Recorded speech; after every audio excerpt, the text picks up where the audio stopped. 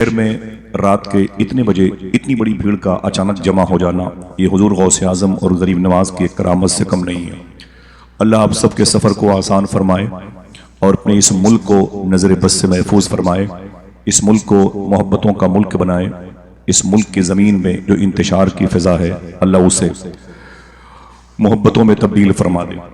एक शेर नात का पढ़ता हूँ कि सुनसान है फ़ज़ा बड़ी अंधेरी रात है, सुनसान है फ़ज़ा बड़ी अंधेरी रात है, रहबर खामोश है तो लुटेरों की घात है।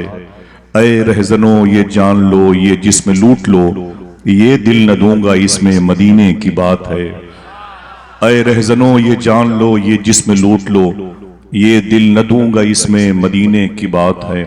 आक़ा करीम सल्लल्लाहु अलैहि वसल्लम पर जो कुरान नाजिल हुआ उस कुरान की आयत करीमा है मुहम्मदुर रसूलुल्लाह। आयत करीमा का टुकड़े नूर है मुहम्मदुर रसूलुल्लाह, जिसके मफाहीम और मतालीब और माहसल निचोड़ की तरफ जाएंगे। इशारा ये होगा कि मुहम्मद अल्लाह के रसूल हैं।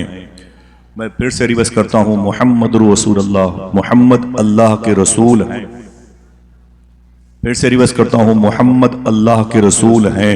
10-20 लोगों की तवज्जो अगर हो गई तो फिर मैं पूछता हूँ कि 200 साल पहले जिन लोगों ने इस शहर पे बैठ करके मदीने वाले की बातें की, उन लोगों ने भी यही ऐलान किया था कि मोहम्मद अल्लाह के रसूल हैं। 200 साल के बाद उनकी औलादें भी आज कलकत्ता शहर के इस जश्न में कह रही हैं मोहम्मद अल्लाह के रसूल हैं।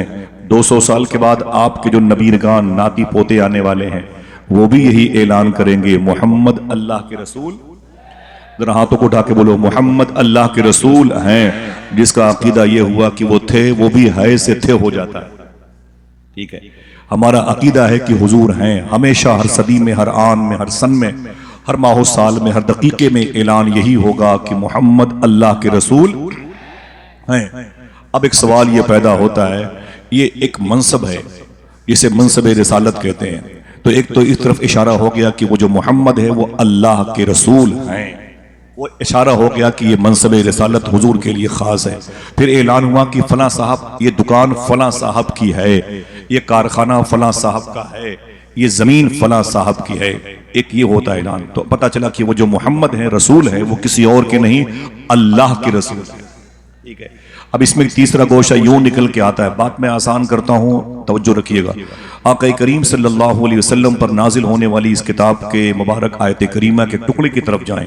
कोई नारा नहीं, कोई हंगामा नहीं। सुने आप कि वो जो मोहम्मद अल्लाह के रसूल हैं, यानी थे नहीं हैं। आपके सर पे टोपी है, नजर आ रही है। आपकी आंखों पे चश्मा है, नजर आ रहा है। आप पर एक मुबारक लिबास है, आपके वजूद को ढांपे हुए नजर आ रहा है। आपके सर पर ये लाइटिंग का अमामा शरीफ सजा हुआ है, कुमकुमे सजे हुए हैं। कोई पूछे कि यहाँ डेकोरेट है, आप सबूत के तौर पर ये दिखा दोगे। हसन भाई आए हुए हैं, अब बता दोगे बैठे हुए हैं। उलमाए किराम बोले बैठे हुए हैं। ये फूलों के गुलदस्ते ये हैं, नजर आ रहे हैं।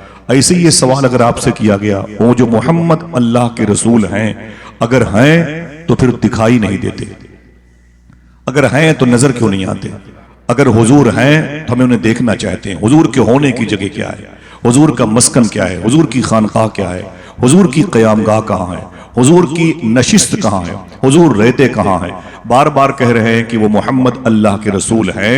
अगर हैं तो फिर मुझे दिखाई क्यों नहीं देते? एक सवाल ये भी पैदा होता है, अगर वो हैं तो मुझे दिखाई। अल्हम्दुलिल्लाह मैं एक बहुत सलीस सकील अल्फाजो तराकीब से परहेज, उलमा की जूतियां अपने सर का ताज बना करके आपसे मुखातिब हूँ। दाएं बाएं जो लोग बैठे हुए हैं इनका ताल्लुक रूह और कल्ब से है, और इस बिल्ड की गुफ्तगू वो जो है इशारे और कनाए में बातनी तौर पर होती है। इसलिए मैं चाहता हूँ कि मेरा फेश आपसे रहे, मुखातिब रहे। तो मोहम्मद अल्लाह के रसूल है। तीसरी तस्वीर निकल करके आई, अगर वो हैं तो नजर क्यों नहीं आते? हुजूर है तो हुजूर कहाँ है, हुजूर की खानकाह कहाँ है, हुजूर की नशिस्तगाह कहाँ है, हुजूर का हुजरे नूर कहाँ है, हुजूर क़याम कहाँ करते हैं, हुजूर रहते कहाँ हैं? ऐलान हो रहा है मोहम्मद अल्लाह के रसूल हैं तो हैं तो नजर क्यों नहीं आते? उनके होने का पता क्या है?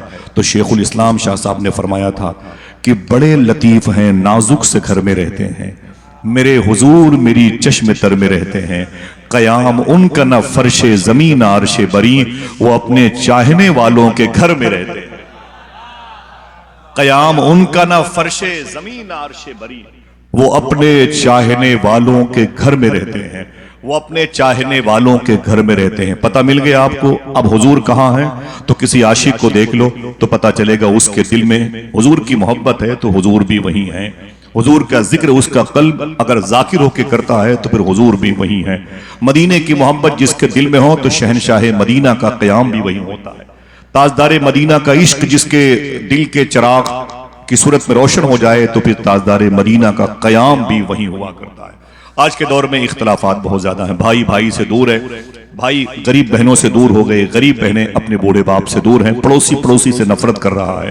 ایسے میں ہمارے دلوں میں حضور کا قیام کیسے ہوگا؟ نفرتوں نے قبضہ کر رکھا ہے، دنیا نے ہمارے دلوں پہ قبضہ کر رکھا ہے۔ شاعر نے کہا تھا اس دل میں بس چکی ہے تمنا گناہ کی، یہ دل نبی کی یاد کے قابل نہیں رہا۔ صاحبو، دنیا میں آنے کے مقصد پہ غور کریں۔ آپ کیا سمجھتے ہیں کہ آپ یوں ہی یہ ٹی وی کی اسکرین پر نظر آنے والے اسپورٹس کے میدان کی گیندیں دیکھنے کے لیے آئے ہوئے ہیں، ڈیوڈ بیکہم اور میسی کے شاٹ دیکھنے کے لیے آئے ہوئے ہیں؟ آپ کیا سمجھتے ہیں کہ ایفل ٹاور اور برج خلیفہ اور آپ تاج محل دیکھنے کے لیے آئے ہوئے ہیں؟ آپ کا دل جو روشن ہے، دل کی جو آنکھیں ملی ہیں، اس کا بیس کیا ہے؟ بیدم شاہ صاحب قبلہ یہ سرکار وارث پاک کے دربار کے درباری شاعر ہیں۔ یہ کہتے ہیں کہ میں نہیں تھا، ملک عدم میں تھا، کن کے ذریعے سے اللہ نے مجھے پیدا فرمایا۔ اس نے کہا کن فیکن، میں ہو گیا، ہوا تو روحوں کی دنیا میں آ گیا۔ بیدم شاہ صاحب فرماتے ہیں میں روحوں کی دنیا میں آیا، جب روحوں کی دنیا میں آیا تو میں نے سمجھا کہ شاید اب عالم ارواح روحوں کی دنیا میں میرا قیام ہوگا، میں یہیں رہوں گا۔ آواز آئی یہاں سے نکلو، آدم علیہ السلام کی پشت میں چلے جاؤ۔ میں حضرت آدم ابو البشر کی پشت میں آیا، میں نے سمجھا کہ شاید میرا قیام اب اسی جگہ ہوگا۔ آواز آئی یہاں سے نکلو، امی ہوا کے پیٹ میں آ جاؤ۔ میں نے وہاں سے بھی سفر کیا اور ٹریولنگ کرتے کرتے کرتے کرتے اپنے دادا کی پیٹھ پشت میں آیا، اپنی دادی کے شکم میں آیا، پھر اپنے باپ کی پشت میں آیا، پھر اپنی ماں کے شکم میں آیا۔ ماں کے شکم میں میرا 9 مہینے قیام تھا۔ بیدم شاہ فرماتے ہیں میں نے سمجھا کہ میری منزل آ گئی، اب مجھے اس کے آگے سفر نہیں کرنا ہے، اسی ماں کے پیٹ میں مجھے رہنا ہے۔ 9 مہینے کے بعد اللہ کا حکم ہوا یہ جگہ خالی کرو۔ میں نرس اور سسٹر اور ڈاکٹر اور اپنوں کی گود میں آ گیا۔ جب گود میں آیا تو میرے ہوش و حواس بھی باقی نہیں تھے۔ میری روح نے سمجھا تھا کہ میری منزل انہی ماں باپ کی گود ہے۔ پھر 6 مہینے کے بعد گھٹنوں کے بل چلنے لگا، میں نے سمجھا میری منزل آ گئی، اور پتہ چلا 6 سال کا ہوا تو school Saint Xavier Saint Joseph Mother Teresa school کے بستے میری پیٹھ پر آ گئے۔ اب پتہ چلا کہ یہی مجھے کرنے کے لیے بھیجا گیا ہے۔ میں سن بلوغ تک پہنچا تو پھر کاروباری ملازمت کی دوڑ میں لگ گیا، پھر شادی کے ایام سے گزرا تو پھر محراب حرم کے نیچے مجھے نماز محبت بھی ادا کرنی پڑی، اور پھر میں آگے چلتا گیا یہاں تک کہ میں 70 سال کا ہو گیا۔ بیدم شاہ کہتے ہیں میں نے سمجھا بس میری منزل آ گئی، میری منزل آ گئی، اب مجھے کہیں نہیں جانا ہے۔ اسی لاٹھی کے ذریعے سے مجھے ہزاروں ہزار سال تک رہنا ہے۔ پتہ چلا کہ 70-80 سال کے ہوا، اس کے بعد موت کا فرشتہ آیا، میری روح لے کے چلا گیا، میرا جسم پڑا ہوا تھا اسے کفن میں لپیٹا گیا اور قبر کی کالی کوٹری میں ڈال دیا گیا۔ فرشتے آ گئے اور کہنے لگے مر ربک ما دینک ما کنت تقول فی حق ھذا الرجل۔ حضور کے بارے میں تیسرا سوال تو بعد میں کیا، جیسے 2 سوال کیا میں کانپ رہا تھا۔ بیدم شاہ صاحب کہتے ہیں کہ مجھے احساس نہیں تھا، میں تو سمجھ رہا تھا کہ میں ماں کے پیٹ میں رہنے کے لیے آیا، اسکول میں رہنے کے لیے آیا، جاب کرنے کے لیے آیا۔ پتہ چلا مجھے اب تک سفر کرنا پڑ رہا ہے۔ یہ سفر کرتے کرتے کرتے کرتے جب میں قبر میں پہنچا، اور جیسے ہی قبر میں پہنچا تو حضور تشریف لائے، جیسے حضور کو میں نے دیکھا تو دل کہے تو سبحان اللہ کہنا۔ تو بیدم شاہ کہتے ہیں بس میری سمجھ میں آ گیا، عدم سے لائی ہے ہستی میں آرزوئے رسول، کہاں کہاں لیے پھرتی ہے جستجوئے رسول۔ یہ تو حضور کو دیکھنے کے لیے میں نے ٹریولنگ کی ہے، حضور کو دیکھنے کے لیے میں نے اتنا سفر کیا۔ مجھے کیا پتا تھا کہ آنکھیں حضور کو دیکھنے کے لیے ملی تھیں، یہ لب حضور پر درود پڑھنے کے لیے ملے تھے۔ عدم سے لائی ہے ہستی میں آرزوئے رسول، کہاں کہاں لیے پھرتی ہے جستجوئے رسول۔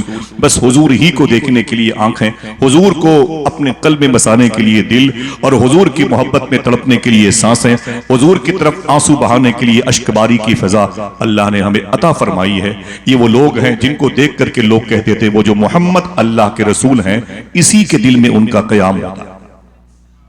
آج کے دور میں نشے کی دکانوں پر ہم رہیں گے تو حضور ہمارے دل میں قیام نہیں کریں گے۔ ہماری بہنیں اگر آوارگی کا شکار ہو گئیں تو حضور ہمارے دلوں میں قیام نہیں کریں گے۔ دروازے پر ایک فقیر کھڑا ہے، ہم نے پوچھا تم ہندو ہو کہ مسلمان؟ جب ہمارا نظریہ یہ بن جائے گا تو حضور ہمارے دلوں میں قیام نہیں کریں گے۔ ہمارے دروازے پر کوئی ایکسیڈنٹل کیس ہوا، ایک شخص زخمی پڑا ہوا ہے، ہم اس کا دھرم پوچھنے بیٹھ گئے تو پھر حضور ہمارے دلوں میں قیام نہیں کریں گے، معافی چاہیے۔ حضور کا قیام کن کے دل میں ہوتا ہے؟ وہ قربانیاں دیتے ہیں۔ ایک مرتبہ سرکار مجاہد ملت کے عظیم خلیفہ ہیں جن کی کتاب میرے گھر پہ رکھی ہے، وہ کہتے ہیں کہ آقا کریم صلی اللہ علیہ وسلم اپنی مبارک مجلس میں تشریف فرما تھے اور حضور نے فرمایا تھا کہ اے میرے غلاموں، یہ بتاؤ کہ میرا سب سے بڑا عاشق کون ہے؟ سننا صاحب، نہ کوئی نعرہ نہ کوئی ہنگامہ۔ میرا سب سے بڑا عاشق کون ہے؟ صدیق و عمر کی طرف کسی نے دیکھا، عثمان و علی کی طرف کسی نے دیکھا، جناب زبیر بن عوام کی طرف کسی نے دیکھا، بلال حبشی کی طرف کسی نے دیکھا۔ تو حضور نے فرمایا جو میرا سب سے بڑا عاشق ہے وہ یہاں نہیں ہے۔ کسی نے پوچھا حضور وہ کہاں ہیں؟ ابھی 2 دن پہلے آپ نے ان کے نام پہ حلوے کھائے ہیں، اگر دل کہے تو 2-3 لوگ سبحان اللہ کہنا۔ اللہ کے رسول نے فرمایا وہ یہاں نہیں ہے، تم ایک دوسرے کو دیکھتے ہو۔ تو صحابہ نے کہا حضور وہ کون ہے جو سب سے بڑا عاشق ہے، عاشقوں کا سردار ہے، سید العاشقین ہے؟ تو حضور نے فرمایا وہ قرن میں رہتا ہے، اس کا نام اویس قرنی ہے، اس کا نام اویس قرنی ہے۔ ان کے نام پہ حلوے کھا کے ہمارے دانت ٹوٹ گئے، مگر ان کے نام پر آج تک سبحان اللہ زور سے کہنے کی توفیق نہیں ملی۔ سمجھے؟ ہمیں پتہ ہی نہیں کہ یار یہ جو ہمارے گھر میں برکتوں کی علامتیں بنی ہوئی ہیں، ہمارے دلوں میں مٹھاس پیدا کرتی ہے، کس بیس، اس کا ریجن، اس کا سبب کیا ہے؟ سنیے گا توجہ سے۔ بس 2 دن پہلے کی بات تھی، اس لیے میرے دماغ میں یہ بات آئی ہے۔ تو آقا کریم نے فرمایا وہ قرن میں رہتا ہے، اس کا نام اویس قرنی ہے۔ تو غلاموں نے کہا حضور ہم ان کو نہیں جانتے، یہ کون ہے؟ ہم انہیں نہیں جانتے۔ دل کہے تو سبحان اللہ کہنا۔ میرے آقا فرماتے ہیں میرے زمین پر میرے اویس قرنی کو کوئی نہیں جانتا، لیکن آسمان پر میرے اویس قرنی کا ڈنکا بج رہا ہے۔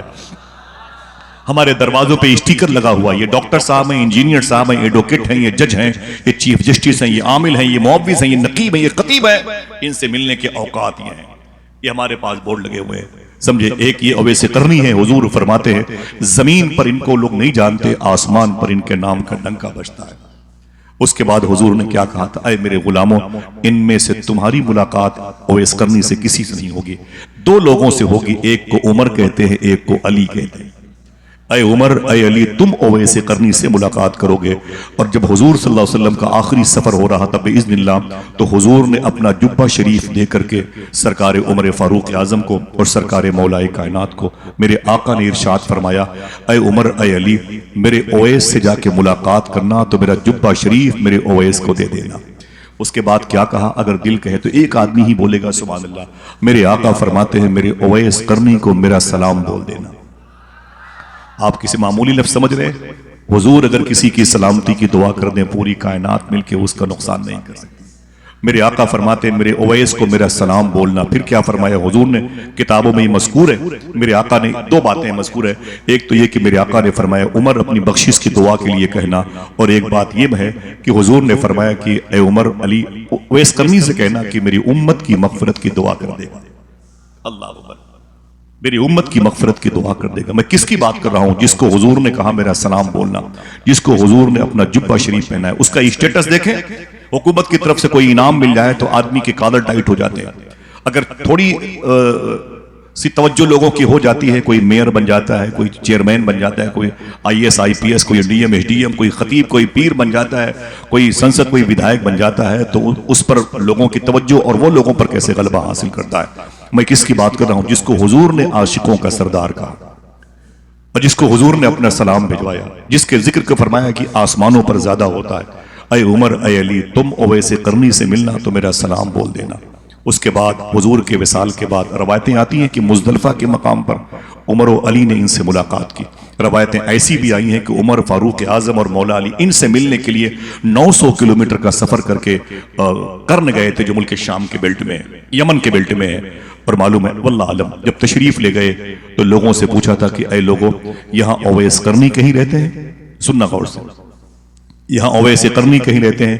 لوگوں نے کہا اویس قرنی کون ہے؟ وہ ایک پاگل انسان ہے جس کا نام اویس قرنی ہے، جس کے کپڑے پھٹے ہوئے رہتے ہیں، جس کے بالوں میں مٹی نے گرد و غبار نے قبضہ کر رکھا ہے، جس کے پاؤں میں چپلے نہیں ہیں اور چھالے پڑے ہوئے، جس کے ہونٹ پھٹے ہوئے رہتے ہیں، اس سے کوئی بات نہیں کرتا، وہ تو پاگل ہے، بھیڑ بکریوں کے ساتھ رہتا ہے۔ اللہ اکبر، کیا مطلب؟ عشق انسان کو قلندر بو ولی کرتا ہے، عشق پاگل نہیں پاگل کو ولی کرتا ہے۔ آقا کریم کا یہ عاشق اویس قرنی اس کیفیت میں ہے کہ کوئی اسے اونچے اسٹیٹس کا انسان ماننے کو تیار نہیں ہے۔ اللہ کے رسول صلی اللہ تعالیٰ علیہ وسلم کے یہ دونوں غلام سرکاران عمر و علی تشریف لے گئے تو بتائی ہوئی نشانی کے قریب ایک جھوپڑی میں دستک دی تو اندر سے اویس قرنی باہر نکل کے آئے. پوچھا آپ کا نام کیا ہے؟ کہا نام تو میرا کیا ہے، مجھے اللہ نے پیدا کیا، میں اللہ کا بندہ ہوں. مولا علی فرماتے ہیں کہ تمہاری ماں نے تمہارا کیا نام رکھا ہے؟ تو آپ نے فرمایا اگر میرا ایمان پر خاتمہ ہو گیا تو دنیا مجھے اویس قرنی کہے گی، ورنہ میں کس کام کا. جملہ سنے آپ. اتنا سنا تو عمر فاروق اعظم مولا علی ذرا سا قریب آئے. دل کہے تو بولنا سبحان اللہ. اویس قرنی نے پوچھا اے دونوں آنے والے لوگوں، مجھے نہیں پتا آپ لوگ کہاں سے آ رہے ہیں، لیکن تم دونوں کے بدن سے نبی کے شہر کی خوشبو آ رہی ہے، حضور کے شہر کی خوشبو آ رہی ہے. تمہارے بدن سے کون ہو؟ تو کہا گیا یہ مولا کائنات ہے، ہم عمر فاروق اعظم ہیں. کہا حضور سے مل کے آ رہے ہو؟ یہ بتاؤ حضور کے شہر سے آ رہے ہو. میرے آقا کیسے ہیں؟ آدھے گھنٹے موبائل ہاتھ میں نہ ہو تو ہم پٹ سے جو ہے نا اپنی بیوی بچوں پر گرجتے اور برستے ہیں. نمازوں میں بھی ہم سلام پھیرنے کے بعد پٹ سے اس طرف توجہ لے کے جاتے ہیں. ہر صفحہ قرآن کی تلاوت کے بعد توجہ جاتی ہے کہ دیکھیں کہیں سے کوئی کال تو نہیں آ گئی ہے. یہ ہمارا نظریہ ہے. آقا کریم کا یہ عاشق کہتا ہے پہلی ملاقات میں دوسرا سوال، یہ بتاؤ کہ مدینے میں میرے عاشق کیسے ہیں، میرے آقا کیسے ہیں؟ عمر فاروق اعظم رونے لگے. بولے کیا بات ہے؟ بولے حضور کا انتقال ہو گیا. اتنا سنا تو زمین پر گر پڑے اویس قرنی اور بہت روئے. سہارا دیا مولا کائنات عمر فاروق اعظم نے اور تسلی دینے کے بعد فرمایا کہ حضور نے وصال سے پہلے آپ کو سلام عرض کیا ہے اور یہ جبہ مصطفی حضور کا جبہ آپ کے حصے میں آیا ہے. حضور کا جبہ آپ کے حصے میں آیا. بہت بڑی بات ہے صاحبو. بنگال میں رہنے والوں ذرا سوچو، اعلیٰ حضرت سرکار کی مجلس میں ایک صاحب بیٹھے ہوئے تھے تو کسی نے کہا کہ حضور یہ مدینہ شریف سے ابھی آ رہے ہیں. تو اعلیٰ حضرت سرکار نے ان کے ہاتھ اور پاؤں کا بوسہ دیا. ان کے ہاتھ اور پاؤں کو جیسے چومنا چاہا، انہوں نے پیچھے ہٹ کے فرمایا نا میرے ہاتھ اور پاؤں کو نہ چومے. فرمایا تم مدینہ شریف سے آ رہے ہو؟ انہوں نے کہا میں 2 دن کل مدینہ شریف میں تھا. تو اعلیٰ حضرت سرکار رونے لگے. یہ کہہ کے پھر بھی ان کے ہاتھ اور پاؤں کا بوسہ دیا. میاں حضور کے شہر میں 2 دن تو بڑی بات ہے، 2 منٹ بھی بہت ہوتا. ذرا سوچو کہ نسبتوں کے کتنے پرستار تھے میرے امام. اب ذرا سوچو کہ وہ تو جبہ رسول تھا. سرکار اویس قرنی نے اس جبہ شریف کو لیے آنکھوں سے لگایا، اسے پہن ہی رہے تھے. عمر فاروق اعظم نے کہا کہ حضور نے فرمایا ہے میری امت کی مغفرت کی دعا کرنا. 2 رکعت نماز پڑھی چٹائی بچھا کر کے اور سجدے میں چلے گئے. بہت دیر تک روتے رہے اویس قرنی، بہت دیر تک روتے رہے. ہمارے موبائل میں عمر شریف کے ڈرامے نظر آئیں گے. ہم تو جنازے کو کاندھا دیتے ہیں اور مسکراتے رہتے ہیں. میتوں کو دفناتے وقت بھی ہمارے چہروں پر ہنسی اور بزرہ سنجی اور ظرافت نگاری کا غلبہ رہتا ہے. یہی وجہ ہے کہ جو ہم ہر وقت ہنستے رہتے ہیں ان کی ذات پر لوگ ہمیشہ ہنستے رہتے ہیں. سنیں توجہ کرے. سرکار اویس قرنی بہت روئے تو داڑھی بھیگ گئی. کوئی چھوٹا موٹا نام نہیں اویس قرنی کا. علامہ مختار احمد نعیمی اشرفی امریکہ میں رہتے ہیں. ان کی تحقیق یہ ہے کہ جب اویس قرنی نے آقا کریم صلی اللہ علیہ وسلم کی محبت کو بنا دیکھے اپنے سینے میں سجایا تھا، لوگ کہتے تھے وہ جو محمد اللہ کے رسول ہیں اسی کے دل میں قیام کرتے ہیں. اس وقت اپنے گھر میں رہ کے اکثر دوپہر میں عصر اور مغرب عشاء کے وقت اپنی چھت پہ چلے جاتے تھے. علامہ مختار احمد نعیمی کی تحقیق ہے، سنیے گا. آپ فرماتے کہ اکثر ظہر عصر مغرب عشاء کے وقت آپ اپنی چھت پہ چلے جاتے. آپ کے دوست جب ملنے کے لیے آتے اور آپ کی ماں سے کہتے کہاں گئے اویس قرنی؟ جو بہرے ہوں گے وہ بھی سبحان اللہ کہے کہاں گئے اویس قرنی؟ تو آپ کی ماں کہتی کہ میرا بیٹا اپنی چھت پہ گیا ہے اور مدینے سے اس کے بھائی بلال کی اذان کی آواز آ رہی ہے، اس کو سننے کے لیے اوپر گیا ہوا ہے.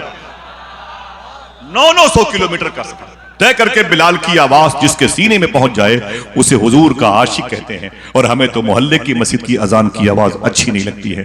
مؤذن کے لہجے پہ تبصرے کرنا، اس کے حروف کی مخارج پر کمنٹس کرنا، تنقید کرنا ہماری نشانیاں بن گیا. 2 رکعت نماز پڑھ کر کے مسجد سے چلے جاتے ہیں. حق ادا کر دیا بندگی کا. صاحب مبارک تو خیریت ہے. اللہ تعالیٰ میرے محسنین کی آمد تو قبول فرمائے. آمین کہہ دو. گزرے ہوں پر موجودہ لوگوں پہ سب پہ کرم فرمائے. بس تھوڑی سی بات ہے سن لیں، وقت بھی بہت کم رہتا ہے اور میں اتنا لمبا سفر کہاں ہوتا ہے. اور بس ایک ایسا رشتہ ہے شکیل بھائی سے کہ وہ وہاں پر دوستی کا تو کوئی معاملہ نہیں، تقریباً 30 سال کا ایک بھائی جیسا ہے. تو میں بھی جو سفر کرتا ہوں اسی نیت سے کرتا ہوں کلکتے شہر کا. دعا کریں انشاءاللہ یہ دوستی ہم سب کی آخرت میں باقی رہے. آمین کہہ دیں. بیٹے تھوڑی سی بات سن لیں، کبھی کبھی سمجھنے والی باتیں بھی آپ اپنے گھر لے کے جانے کی سعی کریں، کوشش کریں۔ سرکار اویس قرنی بہت روئے، رو کر کے کہتے تھے اے میرے مولا، جبہ مصطفیٰ کا واسطہ اپنے حبیب کی امت کی مغفرت فرما دے۔ اس جبے کے اندر جو حضور کے پسینے کی خوشبو آ رہی ہے، اس کا واسطہ اپنے حبیب کی امت کی مغفرت فرما دے۔ اس جبے میں جو تانے بانے ہیں، اس کا واسطہ اے میرے مولا اپنے حبیب کی امت کی مغفرت فرما دے۔ اے میرے مولا اس میں جو تارو پود بکھرے ہوئے ہیں دھاگوں کے، اس کے واسطے سے اپنے حبیب کی امت کی مغفرت فرما دے۔ روتے رہے اویس قرنی۔ تفریح الخاطر میں علامہ عبد القادر اربلی نے لکھا ہے، دل کہے تو سبحان اللہ کہنا، آواز آئی اے میرے اویس قرنی، اپنے حبیب کے جبے شریف کے صدقے میں نے اپنے حبیب کی آدھی امت کی مغفرت کر دی ہے۔ ایسے بولتے ہیں لگ رہا ہے میں نے غبارہ بیچا آپ کے سامنے، کوئی اخبار بیچ دیا ہے، کوئی معمولی بات ہے، کوئی معمولی بات ہے کہ حضور کی آدھی امت کی مغفرت کا معاملہ ہے جبے مصطفی کے توسل سے۔ بڑے مشکل بڑے بڑے داؤں پہ لگ جائیں گے بھائی، بڑے بڑوں کی کہانیوں کے چراغ بجھ جائیں گے، وہاں بڑے بڑے چھوٹوں سے بدتر نظر آئیں گے۔ یہ میدان محشر ہے، سمجھ رہے ہیں آپ؟ یا بخشش پا جانا سب سے بڑا کمال ہے۔ کیا کہا تھا سرکار اویس قرنی؟ کہتے ہیں آواز آئی اے اویس، میں نے اپنے حبیب کے جبے شریف کے صدقے میں آدھی امت کی مغفرت فرما دی۔ اللہ دعا کرتا ہوں کہ اس آدھی امت جو بخشش پانے والی ہے، اس میں آپ لوگ بھی شامل ہو جائیں۔ جن کے ہاتھ اٹھے ہوئے ہیں اللہ ان کو اس میں جلدی پہلی سب میں شامل فرما دے۔ میں نے اپنے آپ کو علماء کرام کو اس سے الگ کر رکھا، ان آدھی امت پانے والوں میں آپ چلے جائیں، ٹھیک ہے؟ میں نے اپنے لیے کیا کیا؟ یہی علامہ عبد القادر اربلی اپنی کتاب میں فرماتے ہیں تفریح الخاطر میں، سننا جملہ، آواز آئی اے اویس قرنی، میں نے آدھی امت بخش دی۔ لالچ میں آ گئے، بولے میرے مولا جو آدھی بچی ہے اس کو بھی بخش دے، وہ جو آدھی بچی ہے اس کو بھی بخش دے، وہ جو آدھی بچی ہے اس کو بخش دے۔ آگے آواز آئی جو لکھا ہوا ہے، اب دل کہے تو علماء کرام بھی سبحان اللہ کہیں، میں ان کو اس خاندان میں شامل کرنا چاہتا ہوں۔ آواز آئی تھی وہ جو آدھی بچی ہے اسے عبد القادر جیلانی کی دعا پہ بخشوں گا۔ وہ جو آدھی بچی ہے اسے عبد القادر جیلانی کی دعا پہ بخشوں گا۔ روتے رہے اور پھر کھڑے ہو گئے، عمر و علی سے ملاقات فرمائی۔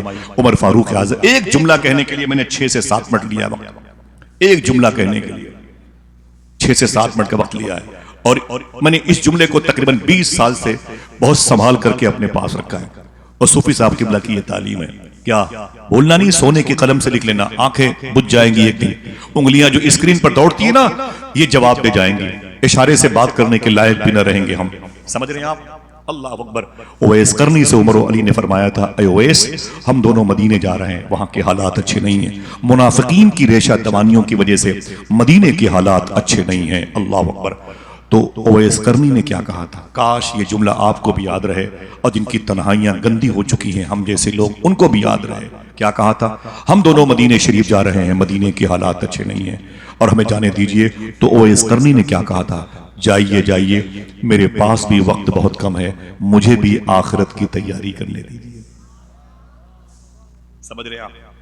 زندگی بھر کسی دوسرے جلسے میں نہ جائیے، اگر صرف یہ جملہ آپ کے لیے ایک آئیڈیل بن جائے تو خدا کی قسم زمین پر بھی کامیاب رہو گے اور محشر میں بھی کامیاب۔ ہاں سمجھ رہے کیا کہا تھا اور کس نے کہا تھا؟ جس کو حضور نے سید العاشقین کہا، جس کو حضور نے فرمایا کہ اس کا ذکر آسمانوں پر ہوتا ہے، جس کے بارے میں آقا کریم صلی اللہ تعالی علیہ وسلم، اگر زحمت ہو تو ایک نعرہ لگاؤں میں اپنے بھائی کی آمد پر، اپنے ہاتھوں کو اٹھا کے جواب دیجئے، نعرہ تکبیر، نعرہ رسالت، نعرہ رسالت، تاجدار مدینہ کانفرنس، نعرہ حیدری، نعرہ غوثیہ، مسلک اعلی حضرت۔ دیکھیں میرے دوست، میرے محسن، میرے کرم فرما جناب عزت مآب محترم کفیل انبر صاحب قبلہ کی آمد ہوئی ہے۔ آپ لوگوں کے لیے خوشی کی سوغات ہے کہ اتنا مبارک لہجہ، اتنا بڑا انسان بڑی انکساری کے ساتھ میں آپ کے درمیان خاموشی سے اپنی جگہ پر آ گیا، اور جبکہ اس کی بھی قیام گاہ ہماری آنکھوں میں ہے اور ہمارے دلوں کے نہا خانوں میں ہے۔ اللہ تعالیٰ ان کی آواز کو، ان کی آمد کو قبول فرمائے۔ اور بس ابھی مخدوم گرامی مفتی سلمان اظہری شاہ صاحب قبلہ کو لے کے آ رہے ہیں، اگر خوش ہونے کا وعدہ کرے بتا دوں کہ وہ قریب میں آرام کر رہے ہیں ماشاءاللہ، ذرا محبت سے کہہ دیں سبحان اللہ۔ کیا کہا تھا؟ کس نے کہا تھا؟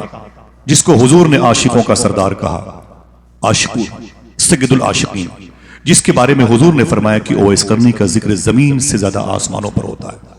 جس کے بارے میں حضور نے فرمایا کہ میری امت کی مغفرت کی دعا کے خواستگار ہونا، جس کے بارے میں حضور نے اپنا جبہ شریف دیا تھا، وہ اویس کرنی، وہ اویس کرنی، جس کے اتنے اسٹیٹس ہوں، وہ جمعہ کی 2 رکعتوں پر گھمنڈ نہیں کرتے تھے، کسی غریب کو دن میں 1 مرتبہ سلام کر لیا تو اسی کو پورے مہینے بھناتے نہیں تھے، بس اسی سے جنت مل جائے گی۔ وہ تسبیح لے کے یہ نہیں بیٹھتے تھے کہ ہم رسول اللہ کے، جنت رسول اللہ کے، وہ یہ کہتے تھے میرے اعمال کا بدلہ تو جہنم ہی تھا، میں تو جاتا مجھے سرکار نے جانے نہ دیا۔ وہ پترم بوت کے وظیفے کے قائل نہیں تھے، وہ یہ کہتے تھے کون پوچھے گا تیری بات رضا۔ سمجھ رہے آپ میری گفتگو کا موضوع کیا ٹاپک ہے؟ وہی کیا کہا تھا شیخ الاسلام صاحب نے، بڑے لطیف ہیں نازک سے گھر میں رہتے ہیں، میرے حضور میری چشم تر میں رہتے ہیں، قیام ان کا نہ فرش زمین عرش بری، وہ اپنے چاہنے والوں کے گھر میں رہتے ہیں۔ آپ دعا مانگتے ہو حضور کے لیے کہ سنا ہے آپ ہر عاشق کے گھر تشریف لاتے ہیں، میرے بھی گھر میں ہو جائے چراغاں یا رسول اللہ۔ گھر بھی ہے حضور کے آنے کے لائق، آنکھیں بھی ہیں حضور کے لائق آنے کے لائق۔ کیا کہا تھا صوفی سلطان میاں صاحب نے، اپنی آنکھوں کو اتنی گندی نہ کر لو کہ حضور کو دیکھنے کے لائق نہ رہیں، اپنے دل کو اس قدر پراگندہ نہ کر لو کبھی حضور اس میں قیام نہ کرے۔ گفتگو ہماری ویسے ہی رسمی طور پر ہو رہی ہے، لیکن کاش اپنے دلوں کو مسلمان بنا لیتے، کاش اپنی تنہائیوں کو مسلمان بنا لیتے، کاش اپنی سماعتوں کو مسلمان بنا لیتے، کاش اپنی فکر کو مسلمان بنا لیتے۔ جو ہمیں دیکھتا وہ یہی کہتا، وہ جو محمد اللہ کے رسول ہے ان کا قیام اسی کے دل میں ہوتا ہے، قیام ان کا نہ فرش زمین عرش بری، وہ اپنے چاہنے والوں کے گھر میں رہتے ہیں۔ مسلمانوں کی لڑکیاں ہوں یا ہندو مذہب کی، اگر شراب کی دکانوں پہ ہو تکلیف بہت ہوتی ہے، بالخصوص درود پڑھنے والی بچیاں اگر نشے کی دکانوں پہ ہوں، آوارگی کی نشانیاں نظر آتی ہیں، تکلیف بہت ہوتی ہے۔ جنہیں تنہائی میں قرآن پڑھنا چاہیے تھا وہ خنزیر کا گوشت کھانے والوں کے ساتھ راتیں گزارتی ہیں۔ آپ سوچ کیسے لیتے ہیں؟ آپ اسے برداشت کیسے کرتے ہیں؟ آپ کا جواب ہوتا ہے کہ میرے گھر کی بچیاں نہیں ہیں، آپ کا یہ کہنا ہوتا ہے کہ میرے گھر کا معاملہ نہیں ہے تو حضور کی امت کی بچیاں؟ مجھے بتاؤ، ہے تو حضور کی امت کی بچیاں؟ آپ نے یہ کہہ کے اپنا دامن جھاڑ لیا یہ میرے گھر کا معاملہ نہیں ہے، آپ نے یہ کہہ کر کے اپنے آپ کو نکال لیا یہ میرے خاندان کی بات نہیں ہے۔ بتاؤ ان لڑکیوں سے آقا کریم صلی اللہ علیہ وسلم کا عشق لڑکیوں کے دل میں بھی سمو لیا، ان کے دلوں کو مسکن مصطفیٰ بنایا، ان کے دلوں کو حضور کی قیام گاہ بنایا۔ اللہ کے رسول صلی اللہ علیہ وسلم، بس توجہ رکھے گا، میں آپ سے نعرے کی اور بہت زیادہ آواز اور ہجوم کی کا خواستگار نہیں ہوں، گزارش کرتا ہوں کہ آپ صرف دیکھتے رہیں، بس تھوڑی سی آوازیں اسٹیج پر کم رہیں تو مجھے بہتر ہے۔ میں نرم لہجے میں بات کرتا ہوں تو آوازیں مجھ پر غالب آ جاتی ہیں، میں معذرت چاہتا ہوں، ٹھیک ہے؟ تھوڑی دیر آیا ہوں اس منڈی میں، کوئی سامان نہیں بیچنا ہے مجھے، یہاں میں خریدنے کے لیے آیا ہوں اور اپنے گناہوں کی معافی کے لیے آیا ہوں۔ جلسے جلوس کی دنیا میں 25-30 سال ہو گئے جھاڑو لگاتے ہوئے، سمجھے؟ اللہ کا شکر ہے کہ ان بزرگ علماء کرام کی وجہ سے اب تک بازوؤں کو اللہ نے شل ہونے سے بچایا ہے، عقیدے کو معذور ہونے سے بچایا ہے۔ میں نے کبیل بھائی، مجھے یاد نہیں کبھی میں نے پوری زندگی بے وضو حضور کی محفل میں بیٹھا، مجھے یاد نہیں کبھی میں نے بیٹھ کر کے جب حضور کی باتیں ہوئیں، حضور کے غلاموں کی بات، میں نے کبھی بے توجہی کا شکار نہ ہوا، اللہ کا شکر ہے۔ میں نے ہمیشہ میرے موجودگی میں مجال تک کوئی کسی طالب علم کو کچھ گھور کے دیکھ لے، مجال تک کسی کوئی مؤذن کو ان امام کے بوسیدہ لباس کا مذاق اڑا لے، میرے سامنے مجال تک کوئی ممبر رسول کی حرمت کو پامال کرتے، مجھے بہت گھٹن کا احساس ہوتا تھا۔ لیکن حضور کا ذکر ہو تو پھر کسی کا ذکر نہ ہو، حضور کی باتیں ہوں تو پھر کسی کی باتیں نہ، جب یا تو پھر وہی باتیں ہو جائے پھر حضور کی باتیں کسی اور موقع پہ کر لیں گے۔ اللہ کے رسول کا عشق لڑکیوں کے دلوں میں تھا، لڑکیاں شراب کی دکانوں پر ہے، یار کہتے ہو کہ ہماری نہیں ہے تو حضور کی امت کی بچیاں۔ ایک شخص نے اپنی زندگی داؤں پہ لگا دی ہے آپ کے دلوں میں عشق رسول پیش کرنے کے لیے۔ اللہ کے رسول کے انتقال کے 2.5 سے 3 مہینے کے بعد جان عشق مصطفیٰ میں لکھتے ہیں کہ حضور کی بیوی امی عائشہ کہتی ہیں، سننا، نہ کوئی نعرہ نہ کوئی ہنگامہ، امی عائشہ کہتی میرے دروازے پہ دستک ہوئی، میں نے کہا کون؟ تو آوازیں، میں امی آپ سے ملنا چاہتی ہوں۔ میں نے دروازہ کھولا، میں نے کہا کیا بات ہے؟ ایک لڑکی تھی، اس کی آنکھیں سرخ تھی، آنکھوں میں آنسو تھے، میں نے کہا کیا بات ہے؟ اس نے سلام کیا، کہا امی حضور کے انتقال کے بعد میں نے حضور کو دیکھا نہیں، حضور کو دیکھنے کی بڑی خواہش ہے، حضور سے ملنے کی بڑی خواہش ہے۔ میں نے کہا حضور کا تو وصال ہو گیا۔ سنیں آپ، توجہ رکھیں بھائی، میں نے کہا حضور کا تو وصال ہو گیا. اس نے کہا حضور کا وصال ہوا ہے, میں روضے مصطفیٰ دیکھنے آئی ہوں, میں قبر مصطفیٰ دیکھنا چاہتی ہوں, آپ اجازت دے دیں میں روضے مصطفیٰ کے قریب حضور کی مزار شریفہ کو دیکھنے کی خواہش لے کر کے آئی ہوں. امی عائشہ کہتی ہیں چل میرے ساتھ.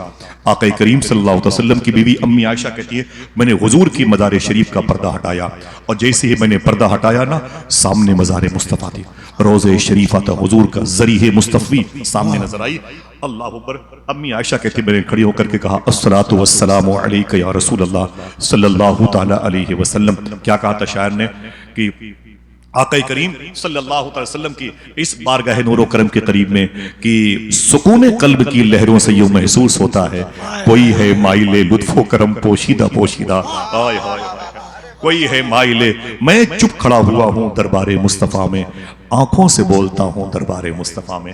آنکھوں سے بولنے کی شاعری کے لیے کم سے کم 60 سال کی عمر چاہیے, تب کہیں جا کر اس قسم کے مصرے ہوتے ہیں جب کہیں آنکھوں سے بولنے کی ہنر کی اشارات کی کرنیں ظاہر ہوتی ہیں.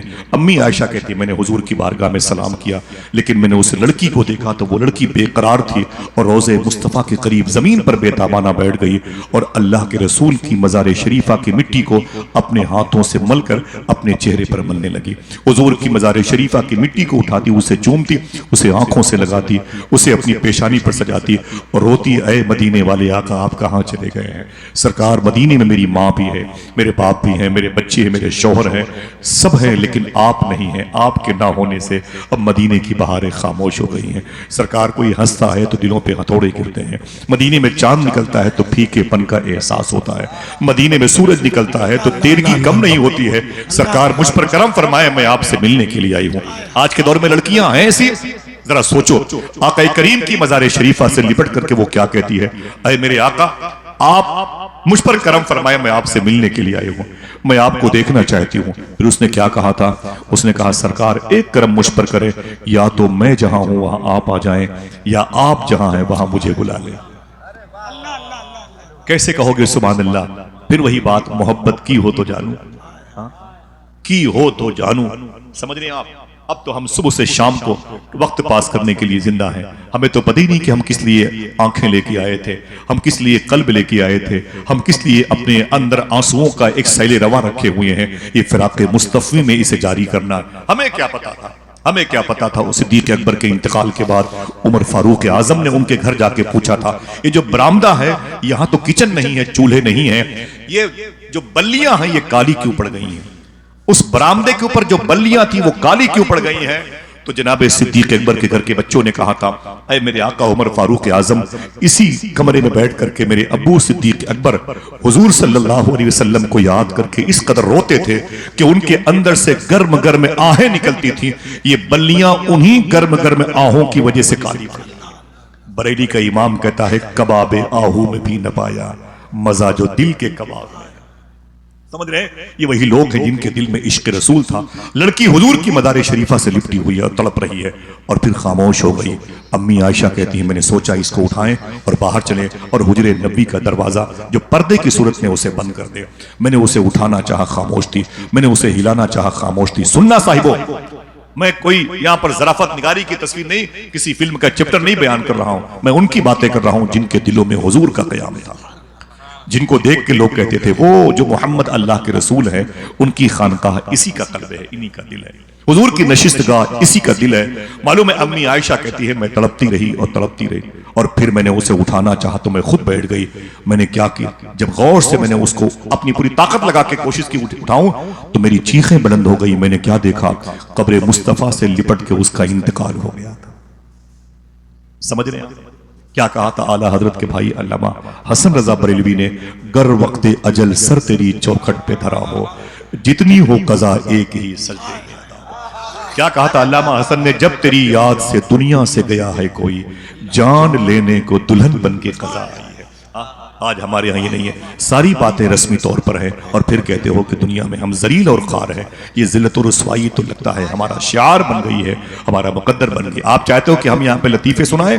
جب دلوں میں آگ لگی ہو تو زبانوں پہ لطیفے نہیں آتے ہیں، جب لوگوں کے چولہے بجھے ہوئے ہوں تو پھر عمر شریف کے ڈراموں کی یاد نہیں آتی ہے، سمجھ رہے ہیں؟ جب پورے ملک ہندوستان میں بے چینی ہو، بھائی بھائی سے دور ہو گیا ہو، تہذیب و ثقافت کے جنازے نکل گئے ہوں، تو اس وقت جلسوں میں لطیفے نہیں بیان ہوتے۔ میں گزارش کر رہا ہوں کہ اپنے دلوں کو پاک کرے، یہ دل حضور کی محبت کا اے ٹی ایم ہے، سنبھال کر کے رکھیں انشاءاللہ، تاکہ لوگ آپ کو دیکھ کے کہیں بڑے لطیف ہیں، نازک سے گھر میں رہتے ہیں۔ میرے حضور میری چشم تر میں رہتے ہیں، قیام ان کا نہ فرش زمین عرش بری، وہ اپنے چاہنے والوں کے گھر میں رہتے ہیں۔ 6 مہینے کے بچے کو ابھی صحیح طریقے سے دیکھنا نہیں آیا، 70,000 کا موبائل دے دیا، وہ 6 مہینے کا بچہ نپل باٹل ہٹا کر کے پب جی گیم کھیلنے والوں کی ٹیم کا حصہ بن رہا ہے۔ آپ کامیاب ہیں کہ میرا بیٹا موبائل چلانا جانتا ہے۔ یہ عمر تھی بچوں کی۔ آج سے تقریباً 150 سال پہلے ایک بچہ پیدا ہوا تھا، نبہان۔ نبہان کہاں ہے؟ یہ بیت المقدس ہے، یہاں سے تقریباً 150 کلومیٹر کے فاصلے پر رم اللہ، غازہ، خان یونس ہے، اور اسی کے قریب میں نبہان ایک بستی تھی۔ ایک بچہ پیدا ہوا تھا، اس شیخ اسماعیل کے گھر میں پیدا ہوا تھا۔ جب بچہ پیدا ہوا تو آپ نے اپنی بیوی سے کہا تھا، خبردار بغیر وضو کے میرے بیٹے کو دودھ نہ پلانا۔ کیا کرنے آپ آئے یہاں پر؟ پیسے فالتو تھے، پیٹرول جلا کے آئے ہوئے، کیا مطلب تھا؟ کیا گھر میں آپ کو گھر والے لوگ سمجھتے تھے آپ کو اس لیے آ گئے؟ نا نا نا نا، آپ ایک چراغ ہیں، اسی چراغ کو لے کے جائیے گا تاکہ چراغ سے چراغ جلتا رہے۔ سمجھے؟ آپ کی ذمہ داریاں ہیں۔ اللہ نے آپ کو اپنے حبیب کی مجلس میں آنے کی توفیق عطا فرمائی۔ وعدہ کرو انشاءاللہ ان باتوں کو کسی سے بتائیں گے؟ دل سے بولے انشاءاللہ۔ سن لو یہ باتیں، سمجھ لو، آپ جیسی مبارک قسمت یاوری کا شرف پانے والے بہت کم لوگوں کی صورت میں ملاقات کا شرف پاتے ہیں ہم لوگ۔ معلوم ہے شیخ اسماعیل کے گھر میں جب بچہ پیدا ہوا تو آپ نے اپنی بیوی سے کہا تھا، خبردار بے وضو دودھ نہ پلانا۔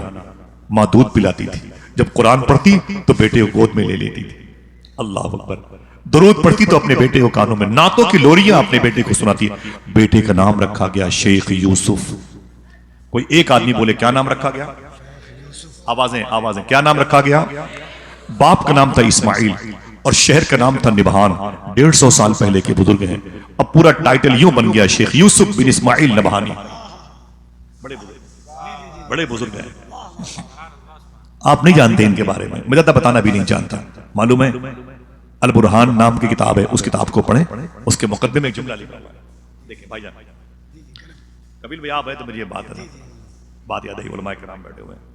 اس کتاب میں لکھا ہوا ہے کہ ایک سید زادے کہتے ہیں کہ میں مدینہ شریف کی گلی سے گزر رہا تھا، اچانک کچھ کتابیں تقسیم ہو رہی تھی، میں گیا اور میں نے ایک کتاب لے لی، اس پہ شیخ یوسف کا نام لکھا ہوا تھا۔ شیخ یوسف کا نام لکھا ہوا تھا، میں نے سمجھا کہ شیخ یوسف بن اسماعیل نبہانی کی شخصیت پر کوئی کتاب ہے، مجھے کیا پتا تھا، الٹا وہ تضاد تھا، ان کے خلاف کتاب لکھی تھی، اور مکے کی گلیوں میں، مدینے کی گلیوں میں کتابیں بڑھ رہی تھی۔ میں نے اس کتاب کو لیا اور ہاتھ میں لے کے ایک گلی سے گزرا تو ایک عظیم بزرگ کے مکان کے قریب سے گزر رہا تھا۔ یہ وہ بزرگ ہیں جو ہر ہفتے حضور کو خواب میں دیکھتے تھے، ہر ہفتے حضور صلی اللہ علیہ وسلم کو خواب میں دیکھنے کا شرف پاتے تھے۔ اللہ اکبر۔ تو سید صاحب کہتے ہیں میں انہی کے گھر میں چلا گیا، وہ کتاب میرے ہاتھ میں تھی، مجھے دیکھا تھا، بولے خیریت ہے؟ تو میں نے کہا بس زیارت کے لیے آیا ہوں۔ بولے ہم تو آپ کی زیارت کریں گے، ہم آپ کے آپ سادات کرام ہیں، سید لوگ ہیں، سید پاک ہیں۔ تو کہنے لگے کہ وہ یہ کیا ہے؟ تو میں نے کہا حضور ایک کتاب ہے شیخ یوسف کی شخصیت پر بٹ رہی تھی، میں فری میں لے لیا۔ کہا مجھے لاؤ، تو دیکھا تو ناراض ہو گئے، بولے عاشق رسول شیخ یوسف بن اسماعیل نبہانی کے خلاف یہ کتاب لکھی گئی ہے۔ کس نے لکھی ہے؟ میں نے کہا حضور بٹ رہی تھی، بولے کوئی بات نہیں، میں بعد میں اس سے بات کروں گا۔ کتاب لی اور چھجے پر پھینک دی، اپنے طاق پر اسے پھینک دی، کہا بعد میں اسے پڑھوں گا کہ ظالم نے شیخ یوسف کے خلاف کتاب لکھی ہے۔ اس گھر میں حضور ہر ہفتے خواب میں آتے تھے۔ دوسرا ہفتہ ہوا حضور نہیں آئے، تیسرا ہفتہ ہوا حضور نہیں آئے، چوتھا ہفتہ ہوا حضور نہیں آئے، 2 مہینے ہو گئے حضور نہیں آئے۔ وہ سید صاحب کہتے ہیں کہ وہ بزرگ روتے تھے، تڑپتے تھے، سرکار میری خطا کیا ہے، معاف فرمائے، آپ اپنے جلوہ جہاں آرا کی زیارت کیوں نہیں کراتے؟ وہ شہنشاہ حسینہ آپ اپنی زیارت سے ہمیں مشرف کیوں نہیں فرماتے؟ وہ تڑپتے رہے۔ ایک دن 2-2.5 مہینے کے بعد وہ سفر پہ نکلے اور کسی دوست کے یہاں قیام فرمایا، سفر پہ نکلے کسی دوست کے ہاں قیام فرمایا، اور جیسے ہی دوست کے ہاں قیام فرمایا سوئے، ویسے ہی خواب میں اللہ کے رسول تشریف لائے۔ جیسے حضور تشریف لائے حضور کے نالین پکڑ کے بیٹھ گئے، سرکار میں معافی چاہتا ہوں، میں جانتا ہوں کہ میری آنکھیں اتنی پاک نہیں کہ آپ کو دیکھیں، میں جانتا ہوں کہ میری فکر اتنی اچھی نہیں کہ میں آپ کو دیکھ کے درود پڑھ سکوں، میں جانتا ہوں کہ میری تہذیب و ثقافت و لسانیات اتنے اچھے نہیں ہیں کہ میں آپ کو دیکھوں اور نعتیں پڑھوں سرکار، لیکن ہر ہفتے آپ مجھے اپنی زیارت کا شرف عطا کرتے تھے سرکار، کیا بات ہے 2 مہینے 2.5 مہینے ہو گئے آپ خواب میں آنا بند کر دیے ہیں، جواب سنو گے؟ حضور نے کیا فرمایا؟ اے میرے غلام سن، جب سے میرے عاشق یوسف بن اسماعیل نبہانی کے خلاف لکھی جانے والی کتاب تیرے گھر میں رکھی گئی ہے، میں نے اس گھر میں قدم رکھنا بند کر دیا ہے۔ نعرہ تکبیر! آپ سمجھ رہے میں کیا کہہ رہا ہوں؟ نا آپ میری بات کو دبا نہ دیجئے گا، دبا مت دیجئے گا، آپ سمجھے پہلے کیا کہا تھا؟ جب سے میرے عاشق کے خلاف لکھی جانے والی کتاب تیرے گھر میں آ گئی ہے، میں نے اس گھر میں آنا چھوڑ دیا ہے۔ تجھے کیا پتا کہ میرا یوسف اپنے دل میں میری کتنی محبت سمو کے رکھتا ہے۔ محمد رسول اللہ، محمد اللہ کے رسول ہیں تو شیخ یوسف جیسے عاشقوں کے دلوں میں قیام کرتے ہیں کہ یہ ہوا کیسے؟ ہم نے اپنے بچے کو حرام کھلا کے پالا ہے، عاشق رسول بنے گا؟ دوسروں کی زمینوں پہ قبضہ کیا ہے، بچہ عاشق رسول بنے گا؟ رشوت اور دلالی کے پیسوں سے اپنے بچوں کو پالا ہے، عاشق رسول بنے گا؟ شیخ یوسف کو پالا گیا تھا درود پڑھ کے، عاشق رسول بنے تھے، ماں نے نعت کی لوریاں سنائی تھی، عاشق رسول بنے، اور پھر ان کی صحبت نور میں جو آیا اس پر اللہ کا کتنا بڑا کرم ہوا۔ کوئی زور سے نہ بولے، ابھی سنیں آپ، بڑے ہوئے تو آپ کی شادی ہوئی، شادی میں جو لڑکی آپ کے نکاح میں آئی بڑی خوبصورت تھی، وہ لڑکی آپ کی خدمت کرتی تھی، آپ کو اپنا زوج شوہر ایکسپٹ کرتی تھی اور بڑی خدمتگار تھی، بڑی حسین لڑکی آپ کی بیوی بنی، اور پھر 5 6 7 سالوں کے بعد اس لڑکی کی سہیلی، اس بیوی کی سہیلی سے ملاقات ہوئی تو سہیلی نے کہا، اے میری بہن تیری شادی کہاں ہوئی ہے؟ تو اپنی سہیلیوں میں سب سے حسین اور خوبصورت تھی، تو اپنی سہیلیوں میں سب سے حسین اور خوبصورت تھی، تیری شادی کہاں ہوئی؟ تو شیخ یوسف کی بیوی نے کہا، میری شادی تو ایک عاشق رسول شیخ یوسف بن اسماعیل نبہانی کے ساتھ ہوئی ہے۔ اتنا کہنا تھا تو بیوی نے کیا کہا، اوفو تجھے شادی کے لیے ایک مولوی ہی ملا ہے، تجھے اور کوئی نہیں ملا، شادی کے لیے تجھے ایک مولوی ہی ملا ہے؟ ارے کہیں اور رشتہ کرتی، کسی بادشاہ کے محل میں رانی بن کے رہتی، کسی بادشاہ کے گھر میں امیر زادی بن کے رہتی، امیر شہر کے گھر میں بہو بن کے رہتی، تو نے اپنے حسن کا سودا بیکار کیا ہے، سمجھے؟ تجھے اور کوئی نہیں ملا، تجھے ایک مولوی ہی ملا ہے۔ سنو، اگر زبانیں ہیں تو ایک مرتبہ اور دل سے بولنا سبحان اللہ، اس جملے کو سن کے بولنا اور اسے اپنے گھر اپنی بہن بیٹیوں کو سنانا، جیسے شیخ یوسف بن اسماعیل نبہانی کی بیوی سے ان کی سہیلی نے کہا، تجھے اس مولوی کے ساتھ رہ کے کیا ملا؟ تجھے اس مولوی کے ساتھ رہ کے کیا ملا؟ تو ان کی بیوی نے کہا، اے بہن سن، کیا بولی؟ اس مولوی کے ساتھ رہ کے کیا ملا بتاؤں؟ جب سے میں اس شوہر کے اپنے اس شوہر کے نکاح میں آئی ہوں، میں نے اب تک 86 مرتبہ خواب میں اللہ کے رسول کی زیارت کا شرف حاصل کر لیا، اب مجھے اور کیا چاہیے؟ نعرہ تکبیر! نعرہ رسالت! تاجدار مدینہ کانفرنس! نعرہ تکبیر! بات بنی نہیں لوگوں، بات بنی نہیں، بات یہ تو علماء کرام کے قدم کی دھول مل جائے تو بڑی بات ہے۔ مجھے ڈر اس بات کا ہے میری باتیں دم نہ جائیں، مجھے ڈر اس بات کا ہے کہ میری باتوں کا یہ جو گنبد ہے مسمار نہ ہو جائے، مجھے ڈر اس بات کا ہے کہ یہ مینار، اب میں تمہیں کیا بتاؤں کہ بہت پہلے میں نے کس کو خواب میں دیکھا تھا، میں تمہیں کیا بتاؤں کہ حضور کا منبر ہے، جھوٹ بول نہیں سکتا، سچ بولنے کی لائق نہیں ہوں، میں تمہیں کیا بتاؤں، لیکن موبائل کے دور نے وہ روحانیت چھین لی ہے، میری تنہائیاں بیکار ہو گئیں، میری تنہائیاں بیکار ہو گئیں، اب تنہائیوں میں حضور یاد نہیں آتے، موبائل کی اسکرین پر تھرکنے والی ناچنے والی ننگی لڑکیاں وہ ہمارے ساتھ رہتی ہیں۔ میں تمہیں کیا بتاؤں کیسے حضور کا عشق ہمارے سینوں میں ہوگا، کیسے حضور کی محبت ہمارے دلوں میں آئے گی۔ صاحبو آئیے اپنے دلوں کو پاک کریں، اپنے دلوں کو مسلمان کریں۔ راؤ رضوان نے مجھ سے پوچھا تھا، پوچھو صوفی سلطان میاں صاحب قبلہ سے کہ اخلاق کسے کہتے ہیں؟ میں نے کہا صوفی صاحب قبلہ سے حضور اخلاق کسے کہتے ہیں؟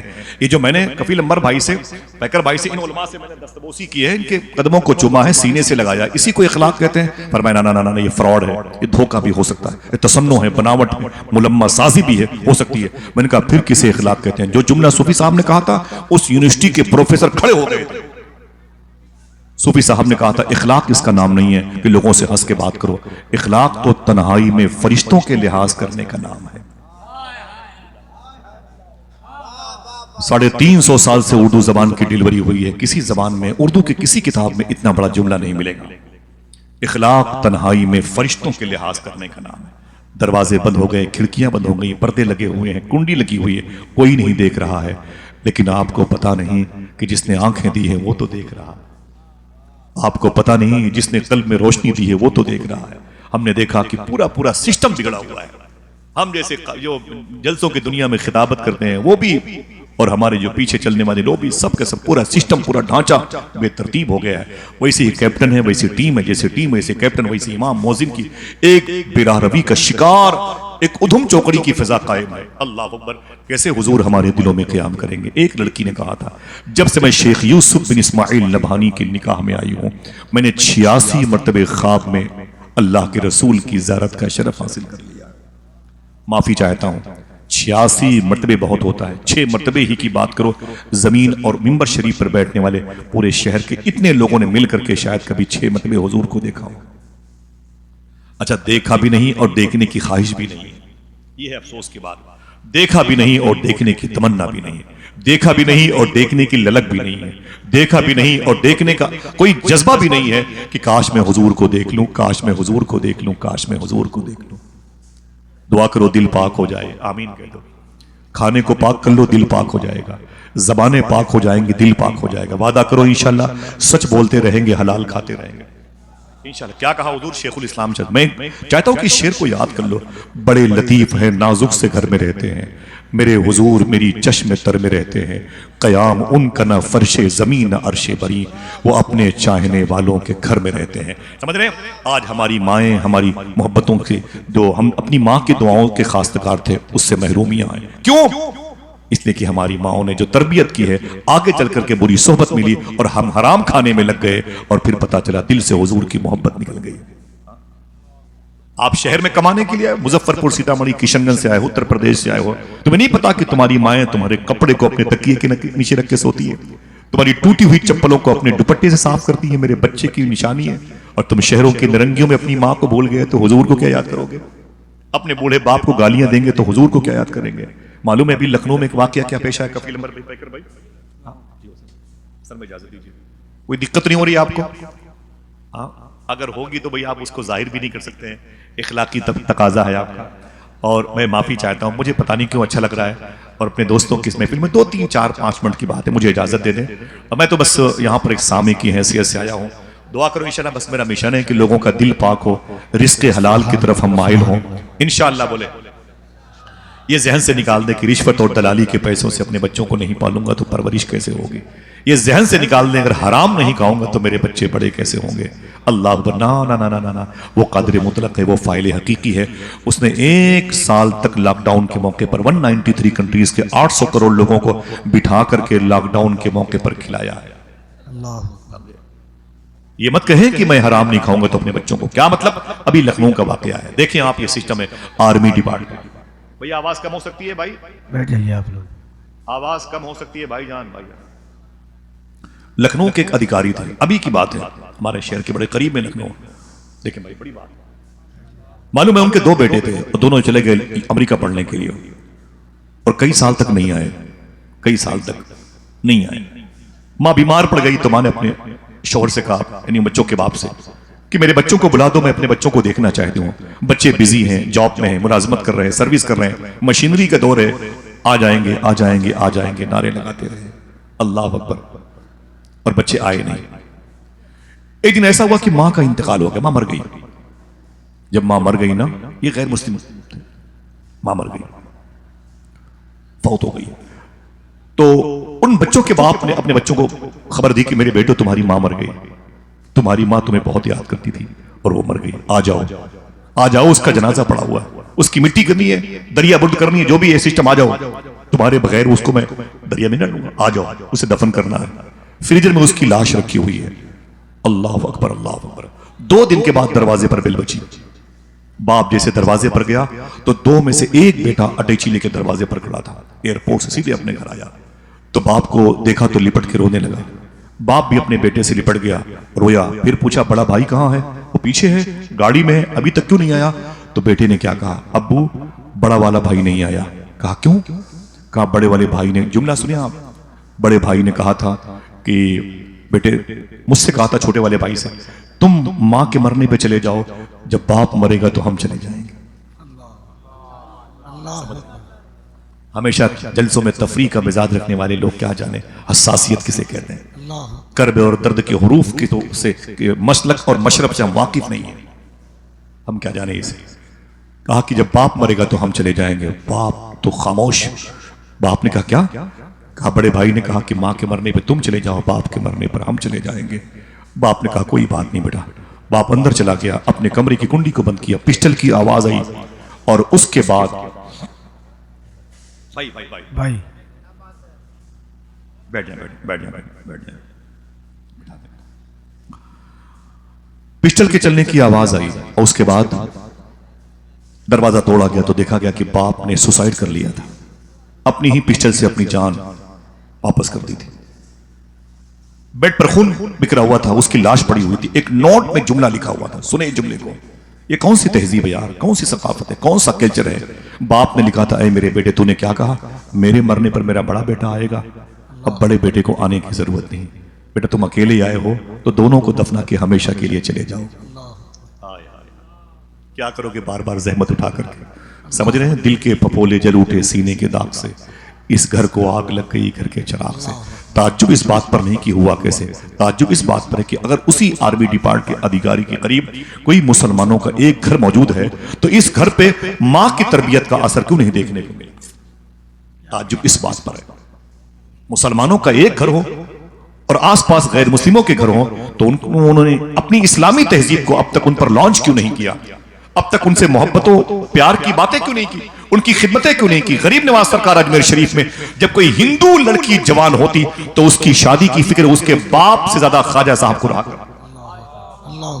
سمجھے؟ ہم ہیں کہ اگر وہ زخمی ہے ہم کہتے ہیں وہ ہندو ہے کہ مسلمان ہے۔ دروازے پر بھکاری کھڑا ہوا ہے، کہتا ہے اللہ کے نام پر کچھ دے دو۔ صوفی صاحب کہتے ہیں اس نے وہاں کھڑے ہو کے کہا تھا جہاں رات کے 2 بجے تک تیرے بیٹے نے پبجی گیم کھیلا ہے، وہاں کھڑے ہو کے اس نے اللہ کا نام لیا تھا، تو نے کہا اتنی ہاں کی ماروں گا؟ دماغ خراب ہو جائے گا، شراب پیے گا، نشے کی دکانوں پہ جائے گا۔ ہم یہ الٹیمیٹم دے کر کے اس کا دھرم پوچھ کر کے پھر کہیں روٹیاں بسکٹ دیتے ہیں، پیسے دیتے ہیں۔ صاحبو نا نا نا نا، اس کا مطلب ہمارا دل مسلمان نہیں ہے۔ وعدہ کرو انشاءاللہ خدمتیں کریں گے، وعدہ کرو دل کو پاک کریں گے۔ دل پاک ہو گیا، کلچر پاک ہو جائے گا، تہذیب پاک ہو جائے گی، ثقافتیں پاک ہو جائیں گی، نسلیں پاک ہو جائیں گی۔ یہ سوچنے کی بات ہے۔ آقا کریم صلی اللہ تعالیٰ علیہ وسلم کا ایک عاشق ہے، ابھی ماضی قریب میں جو ہزارہ شریف کے رہنے والے تھے، جن کو غلام غوث ہزاروی کہا جاتا ہے۔ میں پھر سے یہ نام لیتا ہوں، غلام غوث ہزاروی، یہ غوث پاک کے غلام ہے۔ سبحان اللہ۔ بغداد شریف چلو گے انشاءاللہ؟ کتنے لوگ ہیں؟ ہاتھ اٹھا کے بولے چلیں گے انشاءاللہ۔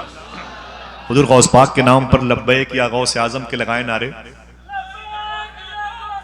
سب کی آواز، سب کی آواز، سب کی آواز یکساں۔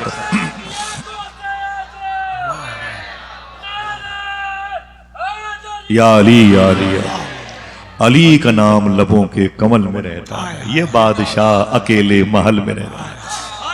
حضرات نا نا نا نا، میں ادھر نہیں آنا چاہتا بھائی، مجھے میری چھوٹی دنیا میں جوڑ دے، میں ہنگاموں کی دنیا سے نکلنا چاہتا ہوں۔ میں تھوڑا سا سکون سے بات کرنا چاہتا ہوں، کہیں نظر نہ ہو جائے، تھوڑی سی بات ہے 1-2 منٹ کی۔ چلیں گے انشاءاللہ غوث پاک کی بارگاہ میں؟ دل سے بولے چلیں گے انشاءاللہ۔ ابھی تقریباً 20-22 دن ہوئے مجھے بغداد شریف سے آئے ہوئے، اور آج تاریخ ہے 6 تاریخ ہے نا بھائی، 6 تاریخ ہے، 4 دن اور باقی ہیں انشاءاللہ بغداد شریف جانے میں۔ 11 کو میری فلائٹ ہے انشاءاللہ، چلیں گے بغداد شریف۔ وہ مولا کی ولادت تھی، کرم ہوا تھا، یہ غوث پاک کی ولادت ہے۔ کاش بغداد میں گھر اپنا بناتے جاتے، دیکھتے آپ کے دربار کو آتے جاتے۔ علامہ حسن بریلوی نے ایک شعر کہا تھا، دل ہمیں سمجھا بجھا کے سوئے کعبہ لایا تھا، اور دل کو ہم سمجھا بجھا کے سوئے جانا لے چلے۔ آج دروازے پر ایک فقیر بیٹھا ہوا ہے، ہم پوچھتے تو ہندو ہے کہ مسلمان ہے؟ ہم اس سے پوچھتے تو ہندو ہے کہ مسلمان ہے؟ یہ اتھارٹی آپ کو کس نے دی ہے؟ اگر وہ بھوکا ہے تو اسے کھانا کھلا دو۔ تمہارے پیسوں میں نرمی ہے، جب اس کے دل میں ان پیسوں کا رزق جائے گا تو اللہ اس کے دل کو نرم کر دے۔ مسلمانوں کے پیسوں میں اللہ نے شفا رکھی ہے، کسی پریشان حال کو کھلا پلا دو مریض کو، اللہ اسے شفا عطا فرماتا ہے۔ یہ خدمتیں ہم نہیں کرنا چاہتے۔ اگر کہو تو غوث پاک کی ایک بات بتا دوں، یہ جو خدمتوں کا ٹاپک ہے، جن کے دل نرم ہوتے ہیں حضور کی محبت سے، وہ خدمت کیسے کرتے ہیں؟ وہ ماضی قریب میں بغداد شریف میں تقریباً 45-48 سال پہلے ایک لیڈی تھی ہندوستان کی، مدراس کی تھی، چنئی کی، وہ کرسچن تھی، وہ سروس کرنے کے لیے بغداد شریف کی، معلوم ہے کس ڈپارٹ میں؟ وہ بدیش منترالے میں، جس کو آپ سفرا کہتے ہیں، سفیران ہند میں گئی، جس کو یہ علماء وزارت الخارجیہ کہتے ہیں، سمجھ رہے ہیں؟ بدیش منترالے میں سروس کرنے کے لیے گئی، تو وہ سروس کرتی تھی تو انہیں پوچھا کہ بھئی ہم لوگ کی عادت ہے جس ملک میں جاتے ہیں وہاں کی تہذیب، وہاں کے کلچر کو دیکھتے ہیں، عراق ہے یہ اس کی راجدھانی بغداد ہے، ہم اس ملک میں گھومنا چاہتے ہیں، یہاں کیا ہے؟ تو کسی نے کہا کہ آپ اگر اس ملک کو دیکھیں تو یہاں پر دنیا کی سب سے بڑی قبرستان ہے نجف اشرف میں، جہاں 1 کروڑ سے زیادہ مردے دفن ہیں وادی سلام میں، اور یہاں پر یاجوج ماجوج جن کنویں میں قید ہیں وہ کنواں موجود ہے، یہاں مقام ابراہیم ہے، یہاں شداد کا نمرود کا محل ہے، یہاں وہ جگہ ہے جہاں وَقُلْنَا يَا نَارُ كُونِي بَرْدًا وَسَلَامًا عَلَىٰ ابراہیم کی آیت کریمہ جس ذات کے حق میں نازل ہوئی ہے وہ جگہ موجود ہے، یہاں پر ابو بکر بن علی بھی ہیں، یہاں پر زید شہید بھی ہیں، یہاں پر کربلا بھی ہے، بڑی زمینیں ہیں، چلو یا باقوبہ کا بیلٹ ہے، سلیمانیہ ہے، کرکوک ہے، شمالی عراق ہے، یہاں پر بیارہ شریف ہے، چلو اب وہ لیڈی تھی ہندو مذہب سے تعلق کرسچن تھی، وہ گھومتی رہی پورے عراق میں گھومتی رہی، بصرہ چلی گئی، یہاں وہاں چلی گئی، اور گھوم کے جب آ کے بیٹھی اپنی آفس میں تو بولے اب کیا باقی ہے؟ دیکھنا دل کہے تو سبحان اللہ کہنا، اب کیا باقی ہے عراق میں؟ تو میں نے گھوم لیا، یہ مذہبی زمین ہے۔ تو ایک نے کہا کہ تمہاری اس بدیش منترالے کی آفس سے 4 کلومیٹر کے فاصلے پر ایک مزار شریف ہے، دل کہے تو بولنا۔ کہا وہ کس کی ہے؟ کہا اس میں جو لیٹا ہوا ہے اس کو لوگ شیخ عبد القادر جیلانی کہتے ہیں، نام تمہارا لب پہ آئے میٹھا میٹھا منہ ہو جائے، ہائے ہائے سبحان اللہ۔ کہا یہ کون ہے؟ کہا یہ سلطان الرجال ہیں، سلطان الاولیاء ہیں، قطب اللوح والقلم ہیں، ڈاکٹر اقبال کی محمد سے وفا تو نے؟ اللہ کہتا ہے تو نے میرے حبیب سے وفا کی ہے تو پھر ہم تیرے ہیں؟ ارے ہم ہی کیا، ہم تجھے لوح و قلم کا ادھکار دے دیں گے، جسے چاہے گا یس کرے گا اور جسے چاہے گا نو کرے گا، کی محمد سے وفا تو نے تو ہم تیرے ہیں، یہ جہاں چیز ہے کیا لوح و قلم تیرے ہیں۔ وہ کہتی ہیں کہ اچھا مجھے لے چلو شیخ عبد القادر کی بارگاہ میں، لوگوں نے کہا چلے، اور 4 کلومیٹر کی بات تھی، وہ ٹیکسی پر بیٹھی سائیڈوں کے ساتھ آ گئی غوث پاک کی بارگاہ میں، چیکنگ کاؤنٹر سے آگے گئی اور جیسے ہی حضور غوث پاک کے روضے کو دیکھا، جالی شریف پہ چپک گئی، بہت روئی، نکلی تو کہا کہ مجھے اب اس مزار شریف پر بار بار آنا ہے۔ اکثر چھٹی ہوتی سیدھے غوث پاک کی بارگاہ میں، چھٹی ہوتی سیدھے غوث پاک کی بارگاہ میں، چھٹی ہوتی سیدھے غوث۔ آپ سوچا رہی ہندو لوگ ہیں، ہندو مذہب کے لوگ ہیں اور غوث پاک سے عقیدت۔ وہابیہ دیابنا کو دیکھو، شیعت رافضیت کو دیکھو، تو کبھی کبھی دل نہیں کہتا کہ اعلیٰ حضرت سرکار 100 سال پہلے بیٹھے رہے ہوں گے، غوث پاک کی یاد آئی رہی ہوگی، قلم ہاتھ میں اٹھا لیا ہوگا، ڈائری سامنے رکھی ہوگی، لکھنا شروع کیا ہوگا، طلب کا منہ تو کس قابل ہے یا غوث، مگر تیرا کرم کامل ہے یا غوث، عزومن قاتلن عند القتالی، مدد کو دم بسمل ہے یا غوث۔ اعلیٰ حضرت لکھتے چلے گئے ہوں گے، اشعار بڑھتے چلے گئے ہوں گے، پھر اعلیٰ حضرت کو وہابیہ دیابنا سلفیوں کی دریدہ دہنی، ان بے ادب اور بدتمیز قسم کے لوگوں کی خلاف ادب باتیں یاد آئی ہوں گی تو اعلیٰ حضرت سرکار کو تکلیف ہوئی ہوگی، پھر اعلیٰ حضرت کو ہندو مذہب کے لوگوں کے دلوں میں غوث اعظم کی محبت کا چراغ بھی جلتا ہوا دکھائی دیا ہوگا، تو اعلیٰ حضرت نے قلم کو ڈائری پہ رکھ دیا ہوگا، ڈائری کو بند کر دیا ہوگا، داہنے ہاتھ کو اپنی پیشانی پر مارا ہوگا اور کہا ہوگا دت تیری کی ستم کوری وہابی رافضی کی، کہ ہندو تک تیرا قائل ہے یا غوث، ستم کوری وہابی رافضی کی، کہ ہندو تک تیرا قائل ہے یا غوث۔ حضور غوث اعظم کی بارگاہ سے ہندو مذہب کے لوگوں کا لگاؤ دیکھو آپ، 150 سال پہلے کہنا پڑا اعلیٰ حضرت کیونکہ غوث پاک سے محبت تو ہندو مذہب کے لوگ بھی کیا کرتے ہیں۔ پھر سے بولو لبیک یا غوث اعظم۔ میرا ٹاپک تو حضور کی محبت کی، وہ خدمت کرنے سے انعامات کیا ملتے ہیں، وہ ٹاپک، وہ ایک جملہ ادھر آ گیا، میں معذرت چاہتا ہوں، پھر سے بولیں لبیک یا غوث اعظم، بولے بولے بولے، ہاتھوں کو اٹھا کے بولے لبیک یا غوث اعظم۔ فرماتے ہیں کہ اعلیٰ حضرت مجھ سے کہا گیا کہ کیا چاہتے ہو؟ شکیل بھائی بہت بہت شکریہ، مبارک ہو، میری زندگی اللہ آپ کو دے دے ماشاءاللہ۔ ہم اپنے بچوں کو پالتے ہیں، یہ پورا شہر اپنی نگاہوں کے کیمرے میں رکھتے ہیں، اور دوستوں کا ایسا سرکل ان کے پاس اللہ نے بڑی بنیادی اور تعمیری سوچ کا حامل بنایا۔ کبھی میں اتنے دنوں سے میری دوستی ہے، میں نے آج تک نہیں پوچھا کہ آپ کے بچے کتنے ہیں اور آپ کی بیٹیاں ہیں، وہ میرا گھر ہے، لیکن جب ملاقات ہوتی ہے کبھی مدرسے کی بات کریں گے، کبھی علماء کرام کی بات کریں گے، کبھی سوچیں گے آصف بھائی میں سوچ رہا ہوں کہ مسجد کشادہ ہو جائے، میں سوچتا ہوں کہ مدرسے میں ائمہ کرام کو، علماء کرام کو تھوڑی سی راحت مل جائے، طلباء کرام کی کفالت کی بات کریں گے، اپنی گھسری دیار کی تہذیب کو اسلامی تہذیب میں بدلنے کی بات کریں گے، اور کسی بھی قسم کا اختلاف نہ ہو، یہ نظریہ ان کا ہے۔ تو کیا مطلب؟ ایسے لوگ بہت کم ہوتے ہیں. اللہ کا شکر ہے, اللہ سلامت رکھے اور شفا اور صحت عطا فرمائے, آمین کہہ دو. کیا کہا تھا؟ فرمایا اعلیٰ نے کہ مجھے غوث پاک فرماتے کیا چاہتے ہو؟ تو پھر میں نے غوث پاک سے کہہ دیا آپ سے آپ ہی کو مانگ رہا ہوں. کہا تو نے جو مانگو گے ملے گا, رضا تجھ سے تیرا سائل ہے یا غوث. دیکھیں خدمت میں کہہ رہا ہوں بار بار. وہ دروازے پر ایک شخص نے کہا ہمیں کچھ دیجئے. آپ نے کہا تو ہندو ہے کہ مسلمان ہے؟ اگر آپ کے دل میں حضور ہوتے تو یہ سوال نہ کرتے آپ. سمجھ رہے میری بات؟ ایک پیاسا انسان تمہاری دکان پر تڑپ رہا تھا, اگر دل میں حضور ہوتے تو آپ یہ نہ پوچھتے تو ہندو ہے کہ مسلمان. پیاسوں کو پانی پلا کے پانی پلنا یہ مقبولیت کی نشانی ہے. بھوکے کو کھانا کھلا کے کھانا کھانا یہ مقبولیت کی نشانی ہے. کسی برہنہ وجود کو کپڑے پہنا کے پہننا یہ حضور کا عشق دلوں میں ہونے کی نشانی ہے. سمجھ رہے ہیں؟ یہ علامتیں ظاہر ہیں. وہ کہتی ہیں کہ میں آتی رہی جاتی رہی, آتی رہی جاتی رہی, آتی رہی جاتی رہی, اور پھر ایک دن ایسا ہوا کہ میری چھٹی ہو گئی. مجھے خبر آ گئی کہ اب آپ ریٹائرڈ ہو جائیں, انڈیا واپس جائیں. سنیں آپ؟ تو وہ کہتی ہیں کہ میں رونے لگی. میں حضور غوث پاک کی بارگاہ میں گئی اور میں نے غوث پاک کی جالی پکڑ کے بہت روئی. میں نے کہا شیخ جب تک میں بغداد میں تھی, میں کرسچن ہوں, عیسائیزم سے میرا تعلق ہے, میں آتی رہی اور آپ کو دیکھتی رہی. اب میرے ہند جانے کا وقت آ گیا, میں ہندوستان جانا چاہتی ہوں, سرکار مجھے معاف فرمائے. پھر وہ کہتی ہیں کہ آقا اب کیا آپ مجھے پھر بلائیں گے؟ اب نہیں بلائیں گے؟ میں کرسچن ہوں تو کیا مطلب آپ مجھے اپنے شہر دوبارہ نہیں بلائیں گے؟ وہ روتی رہی.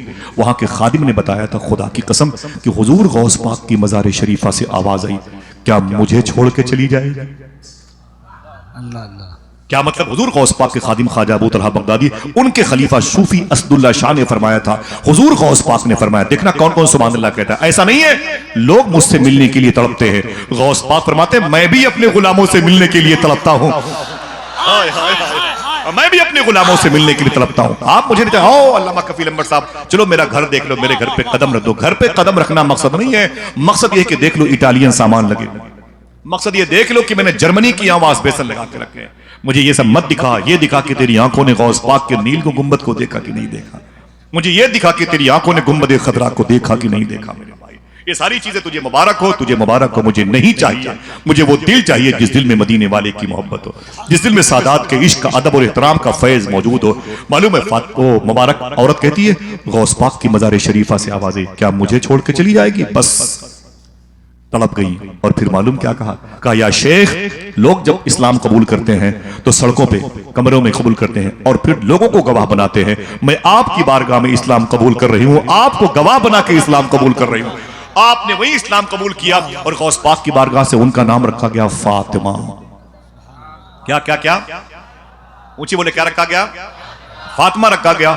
اور پھر کیا ہوا؟ اپنے سارے کاغذات پھاڑ کے انہوں نے دفن کر دیے اور وہاں کی نیشنلٹی اختیار کر لی. 35 سے 40 سال تک غوث پاک کی بارگاہ میں اپنے دوپٹے سے جھاڑو لگاتی رہی.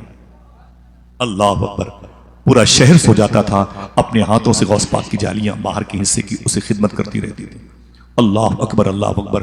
وہ خدمت کرتی رہتی تھی, خدمت کرتی رہتی تھی. اب اس خدمت کے بدلے میں ایک اور انعام دیکھیں آپ. ان سے کسی نے پوچھا تھا فاطمہ خالہ کیا آپ نے کبھی غوث پاک کو دیکھا؟ دیکھیں جملہ سنیے کہ کیا آپ نے کبھی غوث پاک کو دیکھا؟ یہ پوچھا گیا فاطمہ خالہ سے. میں نے بڑی خدمت کی ان کی, میں نے ان کے سر میں تیل لگایا. 100 سال کے اوپر ان کی عمر شریف تھی. الحمدللہ رب العالمین. ان کی خدمت کی. بڑے بڑے پیرانے طریقت ان کے پیر کی جوتیاں دھل کر کے پانی میں پیا کرتے تھے. سمجھے آپ؟ ان کے دروازوں پر لوگوں کی پگڑیاں پڑی رہتی تھی. اتنی بڑی عظیم الشان منصب پر فائز تھے. ان سے کسی نے پوچھا تھا فاطمہ خالہ کیا آپ نے کبھی غوث پاک کو دیکھا؟ دیکھنا کون کون سبحان اللہ کہتے. بولے کیا بولا؟ کبھی غوث پاک کو دیکھا؟ ایسا کوئی دن نہیں گزرتا جب میں حضور غوث پاک سے باتیں نہ کرتی ہوں. آپ نے فرمایا تھا اللہ علماء کرام کے لیے کہو تو ایک تبرک دے دوں. آپ نے مجھ سے ایک مرتبہ کہا تھا فاطمہ خالہ نے کہ بیٹا سن. میں نے کہا بات ہے؟ مما مما کہتا تھا. میں دوپہر میں اکثر کھانا لاتا تھا جب میں آستانے پر قیام کرتا تھا سیدنا شیخ میں, ان کو کھلاتا تھا اور ان کی جھوٹی پلیٹیں چاٹتا تھا. ان کے جھوٹے پانی کو میں گھر لے کے آتا تھا. بہت سارے ان کے تبرکات میرے پاس, تسبیح ہے, انگوٹھی ہے, گلاس ہے, ان کے ملابس, ان کے لباس مبارکہ, بہت سارے تبرکات ان کے موجود ہیں ماں فاطمہ خالہ کے. وہ مجھ سے کہنے لگی کہ میں نے حضور غوث پاک مجھ سے آئے تھے میرے پاس اور مجھ سے بولے فاطمہ. میں نے کہا جی شیخ کیا بات ہے؟ بولے تم قصیدے غوثیہ پڑھا کرو اور لوگوں سے کہا کرو کہ اسے پڑھا کریں. میں تجھ سے کہتی ہوں تو پڑھا کر فجر کی نماز کے بعد یا مغرب کی نماز کے بعد, اور لوگوں سے کہا کرو کہ اسے پڑھا کریں. میں چاہتا ہوں کہ علماء کرام اسے تبرک سمجھ کے رکھ لیں. اسے تبرک سمجھ کے رکھ لیں انشاءاللہ کام کیا تھا فاطمہ خالہ کا؟ دوپٹے سے غوث پاک کی بارگاہ کی خدمت کرنا، خدمت کرنا، راتوں کو سونے سے پہلے ڈھیر ساری روٹیاں منگاتی، اسے ٹکڑے ٹکڑے کر کے اسے ایک پلیٹ میں رکھتی تھی، بڑی سی سینی میں رکھتی تھی، اور پھر صبح کو فجر کی نماز کے بعد حضور غوث پاک کے آنگن میں وہ اسے بکھیر دیتی تھی اور مٹی کے برتنوں میں پانی رکھتی تھی، اور پھر تھوڑی دیر کے بعد 200-250 کبوتر چلے آتے تھے غوث پاک کے آنگن میں، کبوتر، اور ان روٹیوں کے ٹکڑوں کو کبوتر کھانے لگتے تھے۔ سبحان اللہ۔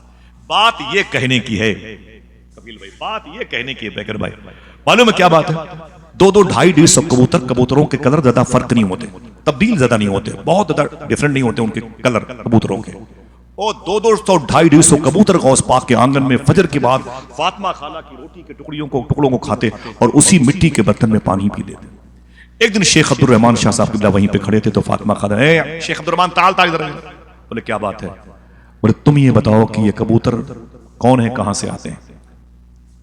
یہ کبوتر کون ہے، کہاں سے آتے ہیں؟ بولے مجھے نہیں معلوم۔ تو معلوم کیا کہتی فاطمہ خالہ؟ دل کہے تو سبحان اللہ کہنا، بولے اس طرف کے 17 کبوتر کربلا سے آئے ہیں، اس طرف کے 122 کبوتر نجف اشرف سے آئے ہیں، اس طرف کے 78 کبوتر کاظمین سے آئے ہیں، اس طرف کے 32 کبوتر آزمین سے آئے ہیں، ادھر کے کبوتر سامرہ سے آئے ہیں، ادھر کے کبوتر بصرہ سے۔ تم کیا سمجھتے ہو یہ فاطمہ خالہ کی روٹیاں کھانے آتے ہیں؟ نا، یہ تو حضور غوث پاک کی بارگاہ میں سلامی کے لیے آیا کرتے ہیں، سلامی کے لیے آیا کرتے ہیں۔ اللہ اکبر، اللہ اکبر۔ یہ حضور فاطمہ خالہ کی بصیرت تھی جو اللہ تبارک و تعالیٰ نے خدمت کی وجہ سے ان کو عطا فرمائی تھی، سمجھ رہے ہیں آپ؟ اللہ میرا امام کہتا جو کام بڑے بڑے قطب نہیں کر سکتے حضور غوث پاک کے خادم اسے چٹکیوں میں کر دیا کرتے ہیں، سمجھ رہے ہیں آپ؟ یہ خدمت کا بڑا انعام ہے۔ کیا کہا تھا وہ شعر پھر سے یاد کرو کہ بڑے لطیف ہے نازک سے گھر میں رہتے ہیں، میرے حضور میری چشم تر میں رہتے ہیں۔ شکیل بھائی کا دباؤ تھا، ورنہ میرا تو قریب وقت ہو گیا، اور شکیل بھائی نے جو وقت دیا تھا 12 بجے تک کا، ابھی 15 منٹ باقی ہیں، لیکن میں اپنی گفتگو کو 5 منٹ میں بات ختم کر دوں گا، 10 منٹ کا وقت میں نعت خوانوں کو دوں گا انشاءاللہ۔ اس میں مجھے کچھ نظامت کا اشعار سننے ہیں، ٹھیک ہے؟ بہت ساری باتیں، میں معذرت چاہتا ہوں آپ بیچ میں مخل ہو گیا آپ کے سامنے۔ وہ جو حضور کا قیام جن دلوں میں ہے، وہ دل کون سا ہے؟ وہ دل کون سا ہے جس کے بارے میں کہا جاتا ہے بڑے لطیف ہیں نازک سے گھر میں رہتے ہیں، میرے حضور میری چشم تر میں رہتے ہیں، قیام ان کا نہ فرش زمین نہ عرش بری، وہ اپنے چاہنے والوں کے گھر میں رہتے ہیں۔ وعدہ کرو انشاءاللہ اپنے بچوں کو حلال کھلائیں گے، دل سے بولو انشاءاللہ اپنے بچوں کو حلال کھلائیں تو بچے بھی کھلانے والے بنیں گے، اپنے بچوں کو سچ بولنے کی راہ پہ لے آئے تو بچے سچائی کی راہ کے مسافر بننے والوں کی بھیڑ میں اضافے کا سبب بنیں گے انشاءاللہ۔ یہ مجلس، یہ جو جلسہ ہو رہا ہے، یہ پورے بنگال کے لیے ایک برکتوں کا نمونہ بن جائے۔ دعا کرو اگر کوئی بیمار ہو تو اللہ اسے شفا عطا فرمائے، غریب نواز کے ملک میں اللہ ہم سب کو سادات کی عظمت، اعلیٰ حضرت کے مسلک و مشرب کی محبت، اور بالخصوص ہندوستان کی جیلوں میں جو ہندو اور مسلمان بے قصور قید ہیں، اللہ ان کی رہائی کا انتظام فرما دے، ہماری نسلوں کو بدعقیدوں کے فتنوں سے محفوظ فرمائے، ہمیں علماء کرام کی بارگاہ کا خوشہ چی بنائے۔ ایک جملہ سنیں، اگر بچوں کی اچھی تربیت ہوتی ہے تو رزلٹ کیسا ہوتا ہے؟ ہزارہ شریف میں غلام غوث، ایک غلام غوث صاحب کا نام آیا تو میری گفتگو ادھر چلی گئی، تھک گئے آپ لوگ؟ ذرا پھر سے بولے لبیک یا غوث اعظم۔ میں نے غوث پاک کی بات نہیں کی، وہ غلام غوث صاحب کا نام آیا تو ادھر میں نے شروع کر دی تھی۔ غلام غوث ہزاروی کہتے ہیں کہ میری شادی ہوئی اور شادی کے بعد میرے گھر میں ایک بچہ پیدا ہوا، میں نے اپنی بیوی سے کہا سن، بولے کیا بات ہے؟ میں نے کہا یہ میرا بیٹا ہے، میں چاہتا ہوں کہ میرا بیٹا عاشق رسول بنے، میرا بیٹا عاشق رسول بنے۔ ذرا ہاتھ اٹھا کے بولے کیا بنے؟ کوئی ہے ایسا کہنے والا؟ میرا بیٹا ڈاکٹر بنے، انجینئر بنے۔ ہم یہ کہتے ہیں، صوفی صاحب کہتے ہیں بیٹا جغرافیہ میں ٹاپ کر لے، میتھ میں ٹاپ کر لے، انگلش میں ٹاپ کر لے، اسپورٹس میں ٹاپ کر لے۔ کوئی یہ نہیں کہتا بیٹا حضور سے محبت کرنے میں ٹاپ کر لے، حضور پر درود پڑھنے میں ٹاپ کر لے، کسی غریب کو کھانا کھلانے میں ٹاپ کر لے، کسی پیاسے کو پانی پلانے میں ٹاپ کر لے۔ اللہ اکبر، ہم یہ نہیں سکھاتے اپنے بچوں کو۔ غلام غوث نے کہا تھا اے میری بیوی، میرے بچے کو عاشق رسول بننا ہے، عاشق رسول، اس کو ہم بڑھاپے کا سہارا نہیں بنائیں گے، اس کو اپنی مغفرت کا سامان بنائیں گے۔ لوگ اکیلے آئیں گے، نیکیاں کما کے جنت میں جائیں گے، مجھے ایسی اولاد نہیں چاہیے۔ میں چاہتا ہوں کہ میری ایک اولاد کی وجہ سے بہت سو کو اللہ جنت میں جانے کی توفیق عطا فرمائے۔ اکیلے کما کے کھا لیا تو کون سا بہت بڑا جگ جیت لیا بھائی۔ اللہ اکبر اللہ۔ غلام غوث کہتے ہیں میری بیوی بھی بہت پیاری تھی، قرآن پڑھتی تو بیٹے کو گود میں لے لیتی تھی، दरूद पढ़ती तो बेटे को गोद में लेती थी, हुजूर की बातें करती तो मेरा बेटा गौर से सुनता। आहिस्ता आहिस्ता मेरा बेटा 21 साल का हो गया। गुलाम गौस हजारवी कहते हैं अचानक मेरे बेटे की तबीयत बिगड़ गई, तबीयत अलील हो गई, मेरा बेटा बहुत ही डिस्टर्ब हो गया। मैं उसे लेके हॉस्पिटल गया, जिसे अरबी जबान में मुस्तशफा कहते हैं। जब मैं लेके गया तो कई दिनों तक मेरे बेटे का इलाज चलता रहा। देखिए भाईजान, देखें आवाजें ज्यादा आ रही, भाई भाई भाई भाई भाई, देखें देखें देखें, अल्लाह सलामत रखे। इंतजामिया पर जिम्मेदारियां ज्यादा होती हैं। असल में बड़ी शख्सियतों के आने पर माशाल्लाह ये सब बरकत की आवाजें हैं। अल्लाह सलामत रखे हर चार जन जो लोग बैठे हुए हैं, और आप सबकी आमद को, आप सबके घर के गुजरे हुए लोगों की मगफरत का सामान बना दें। आमीन के। तो जो नस्लें आने वाली उनको हुजूर का इश्क अता फरमाए। आमीन बोलो आमीन। बस सुने, गुलाम गौस हजारवी कहते हैं मेरे बेटे की तबीयत बिगड़ गई, बड़ा इलाज करवाया लेकिन उसे शिफा ना मिली। अचानक एक दिन वैसे आखिरी जुमले हैं, अचानक एक दिन डॉक्टर ने मुझे बुलाया। मैंने कहा क्या बात है? मैंने कहा क्या बात है? तो डॉक्टर साहब ने कहा कि माफी चाहता हूं, 4 घंटे के बाद आपका बेटा मर जाएगा। 4 घंटे के बाद आपका बेटा मर जाएगा। मैं रोने लगा तो डॉक्टर ने कहा ले जाएं। मैंने कहा मैं अपनी ईमान, अपने जमीन के अलावा हर चीज अपने बेटे के नाम पे कुर्बान करना चाहता हूं, मेरे बेटे को बचा लीजिए। कहा नहीं नहीं, बच नहीं सकता, 4 घंटे के बाद ये मर जाएगा। गुलाम गौस कहते हैं डॉक्टर ने बेड खाली किया, मेरे बेटे को उठा करके टेबल पर रख दिया, कहा ले जाओ। गुलाम गौस हजारवी कहते हैं मैं रोने लगा। मैंने अपने बेटे की जिंदा लाश उठाई, यूं उठाई और उठा करके रोता हुआ अपने घर आया। मेरी बीवी मेरे पीछे पीछे चलती थी। जिसे दुरूद पढ़ के पाला गया था वो बच्चा डैमेज हो गया, जिसे नातों के साए में परवरिश पाने का शरफ मिला था, आज वो बच्चा मेरा कमजोर हो गया। मैंने उसे उठा के रखा था अपनी गोद में। मैंने समझा था कि मेरे मरने के बाद ये मेरे जनाजे को उठाएगा। आज मैं अपने बेटे को उठा रहा हूँ। बाप का दिल बड़ा नाजुक होता है। मैंने अपने बेटे को उठाया, घर लाके चारपाई पे रखा, और मेरा बेटा जैसे घर के दीवारों दर को देखा रोने लगा। मैंने कहा बेटे रो मत। उसने कहा अब्बू ये दीवारें मुझसे जुदा होने वाली हैं, ये घर हमेशा के लिए छूटने वाला है। मेरी बीवी रोने लगी और मैं भी रोने लगा। मेरी बीवी कभी अपनी उंगलियों से मेरे घर की उस मुबारक शान को, जो मेरा बेटा था उसकी आंखों से निकलने वाले आंसुओं को मेरी बीवी पोंछती थी, और जब बीवी रोती तो मैं उसे तसल्ली देता था। तीनों लोग रोते थे। अचानक दरवाजे पे दस्तक हुई। गुलाम गौस हजारवी कहते हैं मैंने कहा कौन? जब मैं दरवाजे पर गया तो आने वाले शख्स ने कहा मुझे गुलाम गौस हजारवी से मिलना है। मैं कह भाई बात आपको देखकर मुझे याद है। बोले मुझे गुलाम गौस हजारवी से मिलना है। मैंने कहा क्या बात है? मैं हूँ। बोले तुम घर बैठे हुए हो? मैंने कहा हुआ क्या? बोले हिंदुस्तान में कादियान एक बेल्ट है, वहाँ के मिर्जा गुलाम कादियानी की जमात के बेअदब लोगों ने इस इलाके की जमीन पे कब्जा कर रखना चाहा और यहाँ के लोगों के अकीदे को खराब करना चाहा है। जल्दी निकले ताकि उन बदअकीदों को, बेअदबों को यहाँ से बाहर करे और आपके इलाके में हुजूर पर दुरूद पढ़ने वालों की कसरत बाकी रहे। अगर एक भी बंदे का अकीदा खराब हो गया गुलाम गौस साहब, तो आखिरत में अल्लाह की बारगाह में तुम्हारी शिकायत होगी। चले, हुजूर का दीन तुम्हें आवाज देता है। गुलाम गौस हजारवी कहते हैं मैं रोने लगा। मैंने दरवाजा बंद कर लिया। अंदर आया तो मेरा बेटा जाने की पोजीशन में था। मेरी बीवी तड़प रही थी। मैंने अपनी बीवी से कहा मेरे मुनाजरे की किताबें लेके आओ, पूरा बंडल। मेरी बीवी लेके आई। मैंने उसे कंधे पे रखा। सुने आप, मोहब्बत की हो तो जानू। मैंने उस बंडल को, किताबों के बंडल को अपने कंधे पे रखा और मैं अपने बेटे के पास आया। मैंने कहा बेटे मैं जा रहा हूं। तो बेटा ने रोक करके कहा अब्बू कहाँ जा रहे हैं? मैं खुद हमेशा हमेशा के लिए आपसे अलग होने जा रहा हूं। अब्बू आप मुझे छोड़ के मत जाएं। तो बाप ने क्या कहा था? बेटे सुन, नबी का दीन मुझे आवाज दे रहा है, हुजूर का दीन मुझे आवाज दे रहा है। बेटा कहता है अब्बू मैं मरने वाला हूं। एक जुमला कहा था बाप ने, गुलाम गौस ने, ऐ मेरे बेटे सुन, तुझ जैसे हजारों बेटे मोहम्मद के नाम पे कुर्बान हो जाए। मुझसे बोलता है, कहता ना ना। गुलाम गौस हजारवी कहते हैं ऐ मेरे बेटे मैं जाऊंगा। बेटे ने मेरा दामन थाम लिया। ना ना ना ना अब्बू, मौत का फरिश्ता मेरे घर आने वाला है, मुझे छोड़ के मत जाएं, मुझे छोड़ के मत जाएं। गुलाम गौस कहते हैं मैंने कहा सुन, हुसैन के नाना का दीन आवाज दे रहा है, कुरान की अजमत कहीं पामाल न हो, मुझे जाना पड़ेगा। तो बेटे ने अपने बाप का हाथ पकड़ लिया। कहा बाप मेरी खताओं को माफ करना, मैंने सोचा था बड़ा होकर के अपने बाप की खिदमत करूंगा, मैं जा रहा हूं, मैं कोई खिदमत न कर सका, मैं कोई खिदमत न कर सका। तो गुलाम गौस ने कहा था ऐ मेरे बेटे अगर तू कुछ करना चाहता है तो एक काम कर। कहा क्या? कहा तू मरने वाला है, कब्र में जाना, जब हुजूर तशरीफ लाए अल्लाह के रसूल तो हुजूर को मेरा सलाम बोल देना, हुजूर से कहना कि मेरे बाप ने मेरा आपको सरकार सलाम अर्ज किया।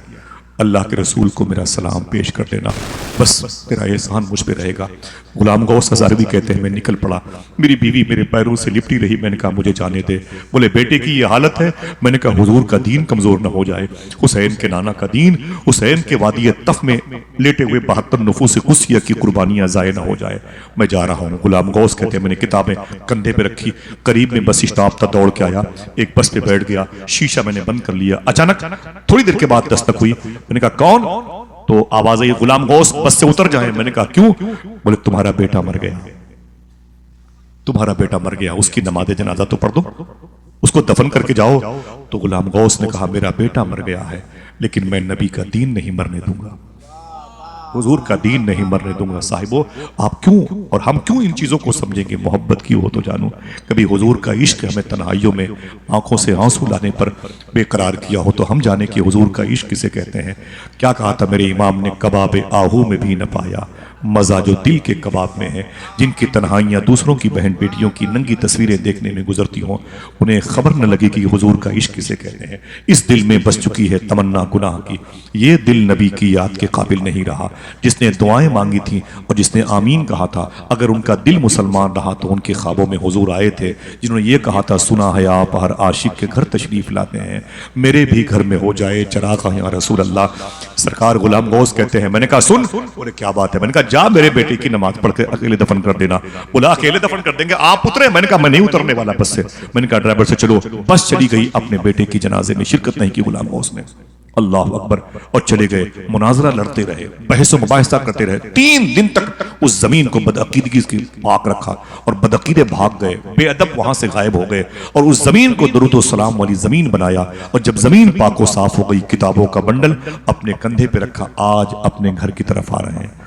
جیسے گھر کے قریب پہنچے، پاؤں بوجھل ہو گیا، اندر جانے کی طاقت نہیں ہے، دروازے پہ دستک دے کر کے جیسے اندر داخل ہوئے، کیا دیکھا کہ وہ چارپائی خالی ہے جس پر میرا بیٹا لیٹا ہوا تھا، الوداعی سلام کر رہا تھا۔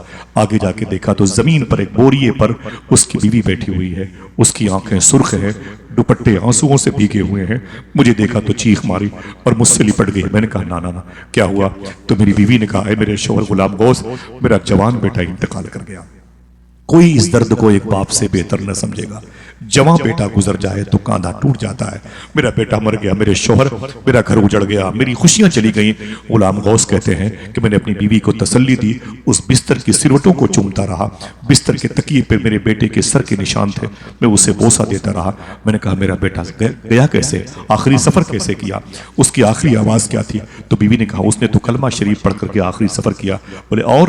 بولے لیکن مرنے سے پہلے اس نے میرے دوپٹے کو پکڑ کے کہا تھا امی ابو کب آئیں گے؟ میں نے کہا ابو تو حضور کے دین کے تحفظ کے لیے گئے ہوئے ہیں۔ تو میرے بیٹے نے کہا تھا ابو، امی نے کہا تھا اگر قبر میں حضور آئیں تو حضور کو میرا سلام بول دینا۔ امی مجھ سے ابو نے کہا تھا قبر میں سرکار آئیں تو سرکار کو میرا سلام بول دینا۔ امی میں آپ سے کہتی ہوں اگر ابو میرے انتقال کے بعد آئیں تو ابو کو میرا سلام بول دینا، کہنا کہ آپ کے بیٹے نے آخری سلام عرض کیا ہے۔ اتنا کہا، اتنا سنا تو روئے، اپنا سامان رکھا کتابوں کا اور قبرستان چلے گئے۔ تازہ قبر دیکھی، لپٹ کے بہت روئے۔ بولے بیٹے معافی مانگنے نہیں آیا ہوں، میں نے کوئی جرم نہیں کیا، میں تو حضور کے دین کے تحفظ و بقا کے لیے گیا تھا، لیکن اے میرے بیٹے میں تیرے آخری سفر میں نہ تھا، تیری قبر پہ آیا ہوں۔ قبر کی مٹی کو آنکھوں سے لگایا اور اپنے ہاتھوں کو اٹھا کے باپ نے دعا کی تھی، کہا تھا اے میرے مولا، میں اپنے آقا کے دین کے تحفظ کے لیے گیا تھا، اپنے بیٹے کے آخری سفر میں نہیں تھا، اور تیرے حبیب کے عشق جو میرے دل میں موجود ہے اس کے صدقے میں دعا کرتا ہوں اے اللہ میرے بیٹے کی قبر کو جنت کے باغوں میں سے ایک باغ بنا دینا، میرے بیٹے کی قبر کو جنت کے باغوں میں سے ایک باغ بنا دینا۔ اتنی دعا مانگی اور دعا کر کے غلام غوث ہزاروی گھر آئے، عشاء کی نماز پڑھی اور کھانا کھایا، روٹی کے ٹکڑے کھائے اور اس کے بعد سو گئے۔ جملے آخری ہیں، کہا جیسے میں سویا میرے خواب میں میرا بیٹا تشریف لایا۔ ایک آدمی بولے آ سکتا ہے کہ نہیں؟ خواب میں بیٹا باپ کی خواب میں آ سکتا ہے کہ نہیں؟ بولو بھائی آ سکتا ہے کہ نہیں؟ بالکل آ سکتا ہے، یہ ٹاپک نہیں ہے، بات ختم ہے، وقت بھی نہیں ہے۔ بیٹا اپنے باپ کے خواب میں آیا، اب ظاہر سی بات ہے کہ جنم کے بچھڑے گلے ملے، بہت روئے۔ غلام غوث کہتے ہیں بیٹا تیرے چہرے پر نورانیت کیسے ہے؟ तेरे चेहरे पर इतनी चमक तो नहीं थी, तेरे चेहरे पर इतनी बशाशियत तो नहीं थी, तेरा चेहरा इतना तरोताजा तो नहीं था, तेरे चेहरे पर इतना चमकदार जो पॉलिश स्टिकर है वो तो नहीं था। बेटे ने कहा अब्बू जो मेरे चेहरे पर चमक है ये आमीना के लाल के चेहरे की चमक की वजह से, जो मेरे आने से तेरे घर में खुशबू है हुजूर के जिस्म की खुशबू की वजह से है, जो मेरी बातों में मकनातीसियत है, जाज़बियत है, मिठास है, ये हुजूर की गुफ्तगू का कमाल है। बोले क्या हुआ? तो बेटे ने कहा अब्बू मुझे कब्र में रखा गया, मैं डर गया, फरिश्तों ने मेरी रूह वापस की और जैसे मुझसे सवाल किया गया माँ मर रब्बुका मा दीनुका, मैं कांप रहा था, अचानक हुजूर तशरीफ लाए। फरिश्तों ने कहा मां कुंत तक़ूलु फी हक़्क़ि हाज़ा रजुल, मैंने हुजूर को देखा। बोले फिर? हुजूर को देखा तो मुस्कुरा गया, हुजूर को देखा तो मैं तड़प गया, हुजूर को देखा तो बेकरार हो गया। बोले क्या हुआ? तो बेटे ने बाप का दामन पकड़ के कहा अब्बू मैं तुम्हें क्या बताऊं हुजूर कितने खूबसूरत है, आय हाय मैं क्या बताऊं कि हुजूर की आंखें कितनी खूबसूरत हैं, हुजूर के लब कितने खूबसूरत हैं, हुजूर के रुखसार कितने खूबसूरत हैं, हुजूर का ज़क़न कितना खूबसूरत है, हुजूर का गोश मुबारका कितना खूबसूरत है, हुजूर की पेशानी मुबारका कितनी खूबसूरत है। दिल तो यही कह रहा था, बस यही कहता रहूं, दिल जिससे जिंदा है वो तमन्ना तुम ही तो हो, हम जिसमें बस रहे हैं वो दुनिया तुम ही तो हो, जो दस्तगीर है वो तुम्हारा ही हाथ है, जो डूबने न दे वो वसीला तुम ही तो हो। मैं हुजूर को देखता रहा। फरिश्तों ने कहा कि मां कुंत तक़ूलु फी हक़्क़ि हाज़ा रजुल, मैंने सलाम पढ़ना शुरू कर दिया। ऐ शहंशाह मदीना अस्सलातु वस्सलाम, ज़ीनते अर्शे मौला अस्सलातु वस्सलाम, काबे के बदरुद्दुजा तुम पे करोड़ों दरूद। बोलते मैं दरूद पढ़ता रहा। बोले फिर? बेटे ने कहा अब्बू मुझे आपकी याद आई। बाप ने कहा हुजूर की मौजूदगी में मुझे क्यों याद किया? तो बेटे ने कहा अब्बू आपने कहा था हुजूर को मेरा सलाम बोल देना। बोले फिर? बोले जैसे मैंने कहा सरकार मेरे बाप ने आपको सलाम बोला है। गुलाम गौस कहे बोले हुजूर नाराज तो नहीं हुए? बोले हुजूर नाराज नहीं हुए, हुजूर ने मुस्कुरा के आपके सलाम का जवाब दिया है और हुजूर मेरी कब्र शरीफ से वापस गए। खुशबू बाकी है, चमक बाकी है, रमक बाकी है और बरकतें अनवार तजल्लियात बाकी है। अब्बू हुजूर तो चले गए थे, बताऊं आप भी तो आज सुबह को मेरी कब्र पे आए थे, आप भी तो मेरी कब्र पे आए थे। बोले फिर? बोले आपने मेरी कब्र पे आके क्या कहा था? अरे मेरे मौला मेरे बेटे की कब्र को जन्नत के बागों में से एक बाग बना देना। तो बोले फिर क्या हुआ? तो बेटे ने कहा अब्बू खुदा की कसम आपकी दुआ अल्लाह ने कबूल कर ली है, आज मेरी कब्र जन्नत के बागों में से एक बाग बनी हुई है। मेरे आस पास के मरहूमीन की भी अल्लाह ने मग़फ़िरत फरमा दी है। वो जो लोग पहले से लेटे हुए थे वो भी जन्नत की बागों में से बाग में टहल रहे हैं, जन्नत की क्यारियों में रहने के मजे ले रहे हैं। ये क्या था? ये हुजूर के इश्क का कमाल था जो उनके दिलों में था। हमारे लिबास पर हुजूर का इश्क नजर आता है, हमारी टोपियों पे हुजूर की मोहब्बत की निशानियां नजर आती हैं, लेकिन मलबूस खुशनुमा है मगर खोखले हैं, जिसमें छिलके सजे हुए हैं फलों की दुकान में। माजरत चाहता हूं, दुआ करो अल्लाह हमारे दिलों को पाक करे। दिल कैसे पाक होंगे? अगर हमारे दस्तरखान पाक हो जाएंगे तो दिल इंशाअल्लाह खुद ब खुद पाक हो जाएगा। मुहम्मदुर रसूलुल्लाह क्या कहा था शेखुल इस्लाम शाह साहब ने? बड़े लतीफ हैं, नाजुक से घर में रहते हैं, मेरे हुजूर मेरी चश्मे तर में रहते हैं, क़याम उनका न फर्शे ज़मीन अर्श बरी, वो अपने चाहने वालों के घर में रहते हैं। कभी जिंदगी में कोई बात शरा के खिलाफ निकली हो तो मैं मुफ्ती साहब क़िबला उलमा किराम को, शुरा किराम को, नुक़बा इज़ाम को, आप सबको, सादात किराम को गवाह बना के तौबा करता हूँ। अस्तग़फिरुल्लाह रब्बी मिन कुल्लि ज़ंबि व अतूबु इलैहि, ला इलाहा इल्लल्लाहु मुहम्मदुर रसूलुल्लाह सल्लल्लाहु अलैहि वसल्लम। शकील शादाब भाई, उनके तमाम तर मुतवस्सिरीन को, उनके तमाम तर अक़रबा को, उनकी टीम के तमाम तर अफराद को मैं बहुत सारी मुबारकबादियाँ पेश करता हूँ जो आज अपनों के लिए, अपने मसलक के लिए, अपने मशरब के लिए, दीनों सुन्नियत के तहफ़्फ़ुज़ व बक़ा के लिए सरकार मुजाहिद मिल्लत के कदम की बहारें हैं। हुज़ूर मुफ्ती आज़म और हुज़ूर मुहद्दिस आज़म का फैज़ है जो आज ये ज़मीन एक मुबारक शख्स की वजह से गुलजार है। दुआ करो मखदूम गिरामी और बुजुर्गों की अज़मतों की अजीम अमानत मुफ्ती सलमान अज़हरी शाह साहब क़िबला के आने से अल्लाह हमारे दिलों को पाकी अता फरमाए। इजाज़त दें, फिर किसी मौके पर मुलाकात होगी। अस्सलामु अलैकुम व रहमतुल्लाहि।